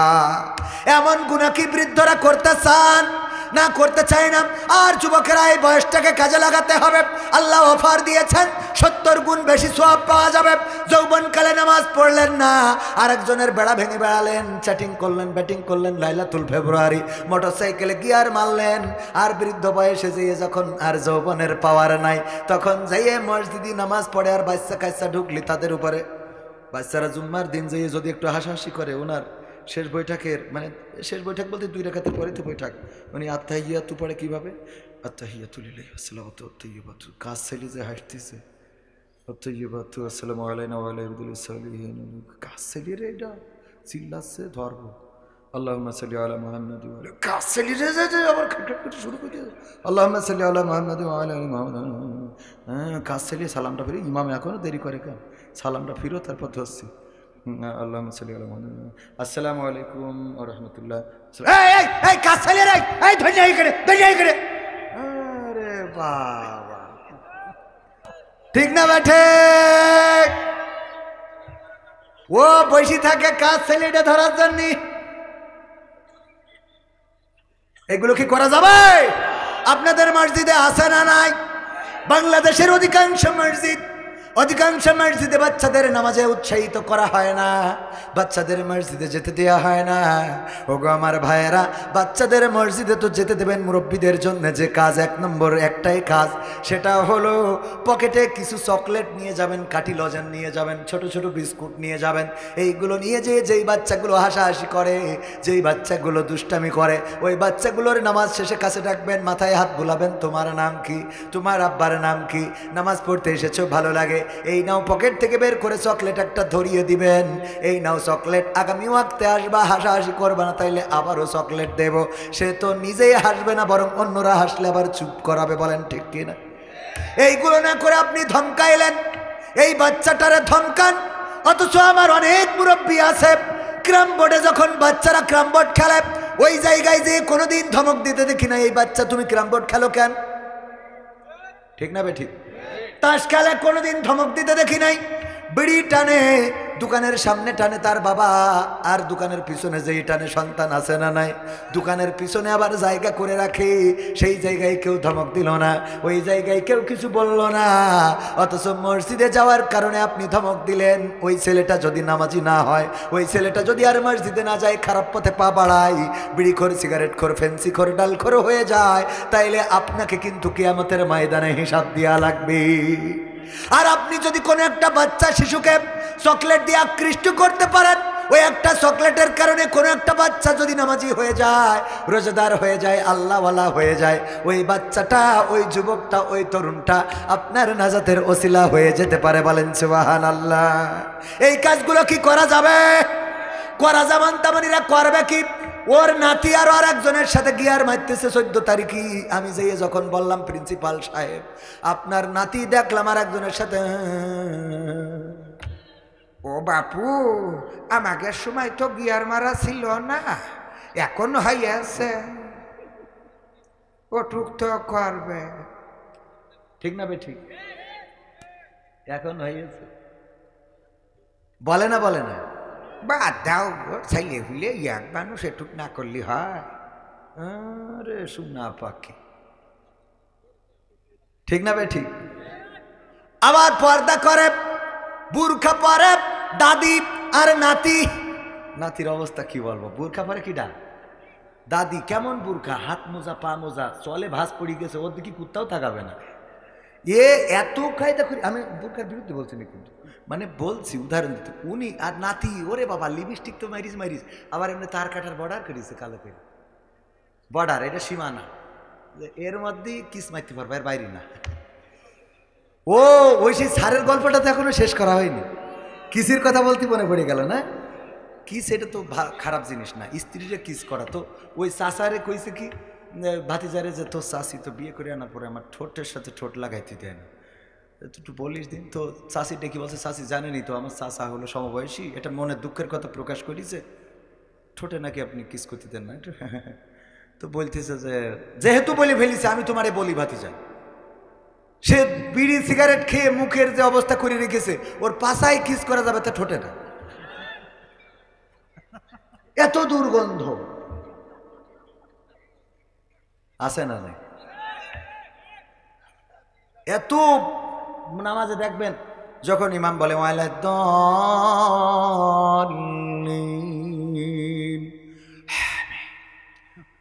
এই যে আমিন বলল, আহা মাঝে মাঝে এত কষ্টে পড়ে যায়, আমি তো আমার মনে হয় ফেরেশতারা খাতা কলম থুই চলে যায়। ও যখন পায়খানা ফিরে পানি মেরে আসলো, ওই টয়লেটে গেলে দেখবেন যে বসবেন যে কোনো বিড়ি করে হেগে গেছে, ঠিক না ঠিক? ওই টয়লেটে ঢুকলে আপনি বলতে পারবেন যে কিছুক্ষণ আগে এক আল্লাহর লেগে ঠিক গেছে, এত দুর্গন্ধ। এই জন্যে নিজেদের পরিবর্তন দরকার, আছে না নাই? তাহলে বৃদ্ধদের কাজ দিলাম একটা, যুবকদের কাজ কয়টা? কয়টা? 5টা। 1 নম্বরে নামাজ কাজা করা যাবে যাবে না। আল্লাহ বলেছেন ইয়া আইয়ুহাল্লাযীনা আমানু ইসতাঈনু বিস-সাবরি ওয়াস-সালাহ ইন্নাল্লাহা মা'আস সাবিরিন। আমার আল্লাহ বলছেন, ওগো ঈমানদারেরা শোনো, তোমরা ধৈর্য এবং নামাজের মাধ্যমে আমার সাহায্য প্রার্থনা করো। তার মানে যারা প্রেমিকার পিছনে ঘুরে বেড়ান, ভালোবাসা অ্যাকসেপ্ট করে নাই, মনের দুঃখে মাল খান টাল হয়ে পড়ে থাকেন না, ওইগুলো করার দরকার নাই। যেহেতু আপনারে ভালোবাসে নাই, সুতরাং আপনি এবার ধৈর্য দিয়ে নামাজ দিয়ে মোকাবেলা করেন। মসজিদে ঢুকে যান, আল্লাহর কাছে সাহায্য চান, আল্লাহ আপনার এমন একজন দান করে দেবে যে একদিন অথবা আপনাকে এমন জায়গায় নিয়ে যাবে যে একদিন দেখবেন যে আপনি যেই জায়গায় পৌঁছাইয়েছেন, এটা দেখার পরে যারে আই লাভ ইউ বলেছিলেন ফেরত দিয়েছিল, ওই মেয়েটা একদিন কষ্ট পাবে। আহারে, ওই দিন যদি ওর আই লাভ ইউ টু বলে দিতাম, তাইলে তো দুইজনের টু একসাথে থাকতাম, ঠিক না বেটে? কথা কি বোঝা গেছে? সাহায্য চাইতে হবে কার কাছে? বিপদে পড়েছেন, ডাকবেন কাকে? আল্লাহকে। মুসিবতে ডাকবেন কাকে? নামাজ পড়বেন, আল্লাহ সহজ করে দিবেন চলার পথ। 2 নম্বর কাজ হলো দাড়িটা কাটা যাবে না, দাড়িটারে সংরক্ষণ করতে হবে।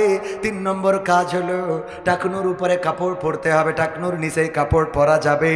আর 4 নম্বর কাজ হলো সৎ কাজের আদেশ। 5 নম্বর কাজ আপনারা বলেন কি হবে?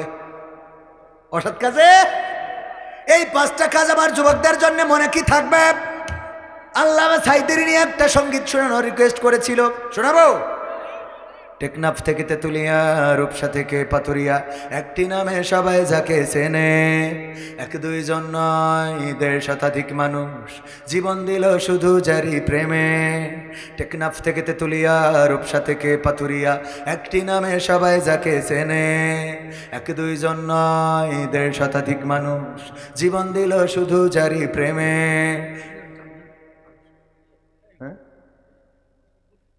সেই মানুষের মুক্তি চেয়ে যেতাম আমি গান গে, সেই মানুষের মুক্তি চেয়ে যেতাম আমি গান গে, সেই মানুষটি নাই দুনিয়ায় নাই।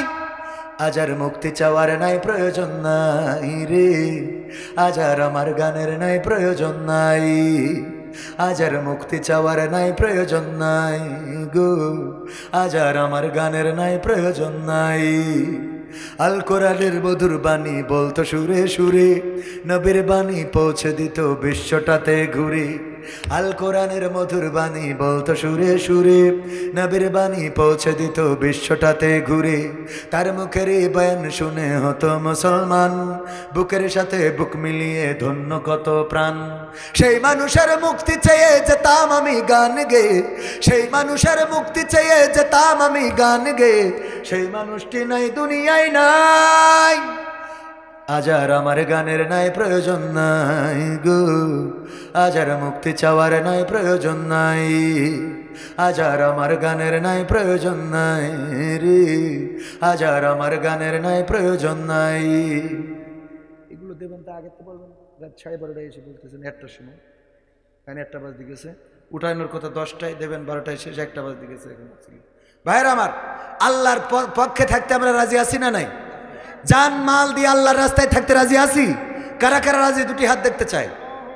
নারায়ে তাকবীর। জান মাল দেবেন? মাল নেব আজকে, জান নেব না। এই ভিতরে যান, যার যা আছে পকেটে দিয়ে দেন প্যাকেটে শিগগির। আর আমার হাতে যদি কেউ দেন দিতে পারেন, যা আছে পকেটে দিয়ে দেন প্যাকেটে, একজনে মাহরুম হওয়া যাবে না। ভাইয়েরা আমার, এই মাদ্রাসার জন্য, মাদ্রাসার উন্নয়নের জন্য আপনাদের মধ্যে প্যাকেট যাওয়ার পরে কেউ মাহরুম হবেন না। যা যা আছে দেন। বিড়ি সিগারেট থাকলেও দিতে পারেন, মা বোনদের প্যান্ডেলে যান, মা বোনেরাও দিতে পারেন। ওগো আমার মায়েরা, ওগো আমার বোনেরা, ওগো আমার ভাইয়েরা, কেউ উঠে চলে যাওয়া যাবে না। আমার হাতে যারা দিবেন, একজন যুবক ভাই, নাম কি? নাম কি? হাবিবুর রহমান হাবিব। দেখেন মোরে আল্লাহ মেলা টাকা, ৩,১১০ টাকা করলেন দান। আল্লাহ বাড়িয়ে দাও, সম্মান নেখায়া দিয়ে দাও, মনের স্বপ্ন পুরা করে দাও, আপনজনদের কবুল করে নাও। আল্লাহ এই দানের ওসিলায় দুনিয়ার মুসিবত মুক্ত করে দাও, আখিরাতের জীবনটা মুক্তির করে দাও। আর কোন আল্লাহর বান্দা আছেন নাকি? তাড়াতাড়ি বলেন। ওগো আমার ভাইরা,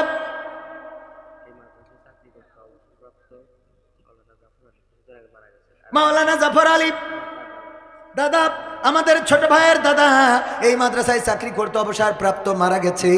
১,০০০ টাকা দান করলো। আল্লাহ দানকে কবুল করো, আল্লাহ মনের নেক মাকসাদ পুরা করো, আল্লাহ কবরকে জান্নাতের বাগান বানাইয়া দাও। আর কেউ যদি দিতে চান ইট রড সিমেন্ট বালু, এই কেউ না দিয়ে যাবেন না। আমাদের রুমাল গিয়েছে, এই রাত ১টার সময় টাকা চাইলে আপনারা থাকবেন না, এটা ভালো করে জানি।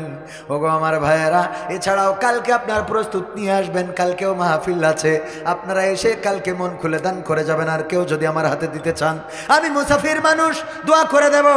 কেউ মোনাজাত না নিয়ে যাবেন না। আর একজন চাচা ৫০০ টাকা দিলেন, আল্লাহ দানকে কবুল করে নাও, আল্লাহ নেখায়াত দাও, মনের স্বপ্ন পুরা করে দাও, আপনজনদের কবুল করে নাও।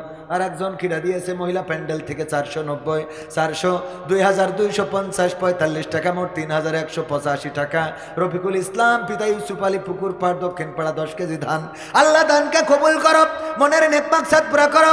আমাদের একজন চাচা 100 টাকা দিলেন, আল্লাহ দানকে কবুল করে নাও, মনের নেক মাকসাদ পুরা করে দাও, দুনিয়ার জীবনটা সহজ করে দাও। আর কোন আল্লাহর বান্দা আছেন ইট রড সিমেন্ট বালু যদি দিতে চান দিতে পারেন।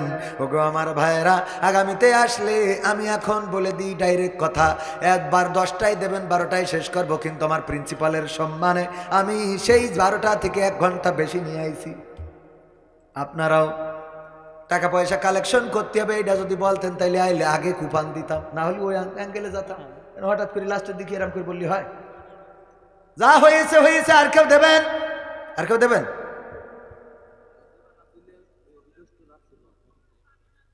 গেছে বার আসিলাম,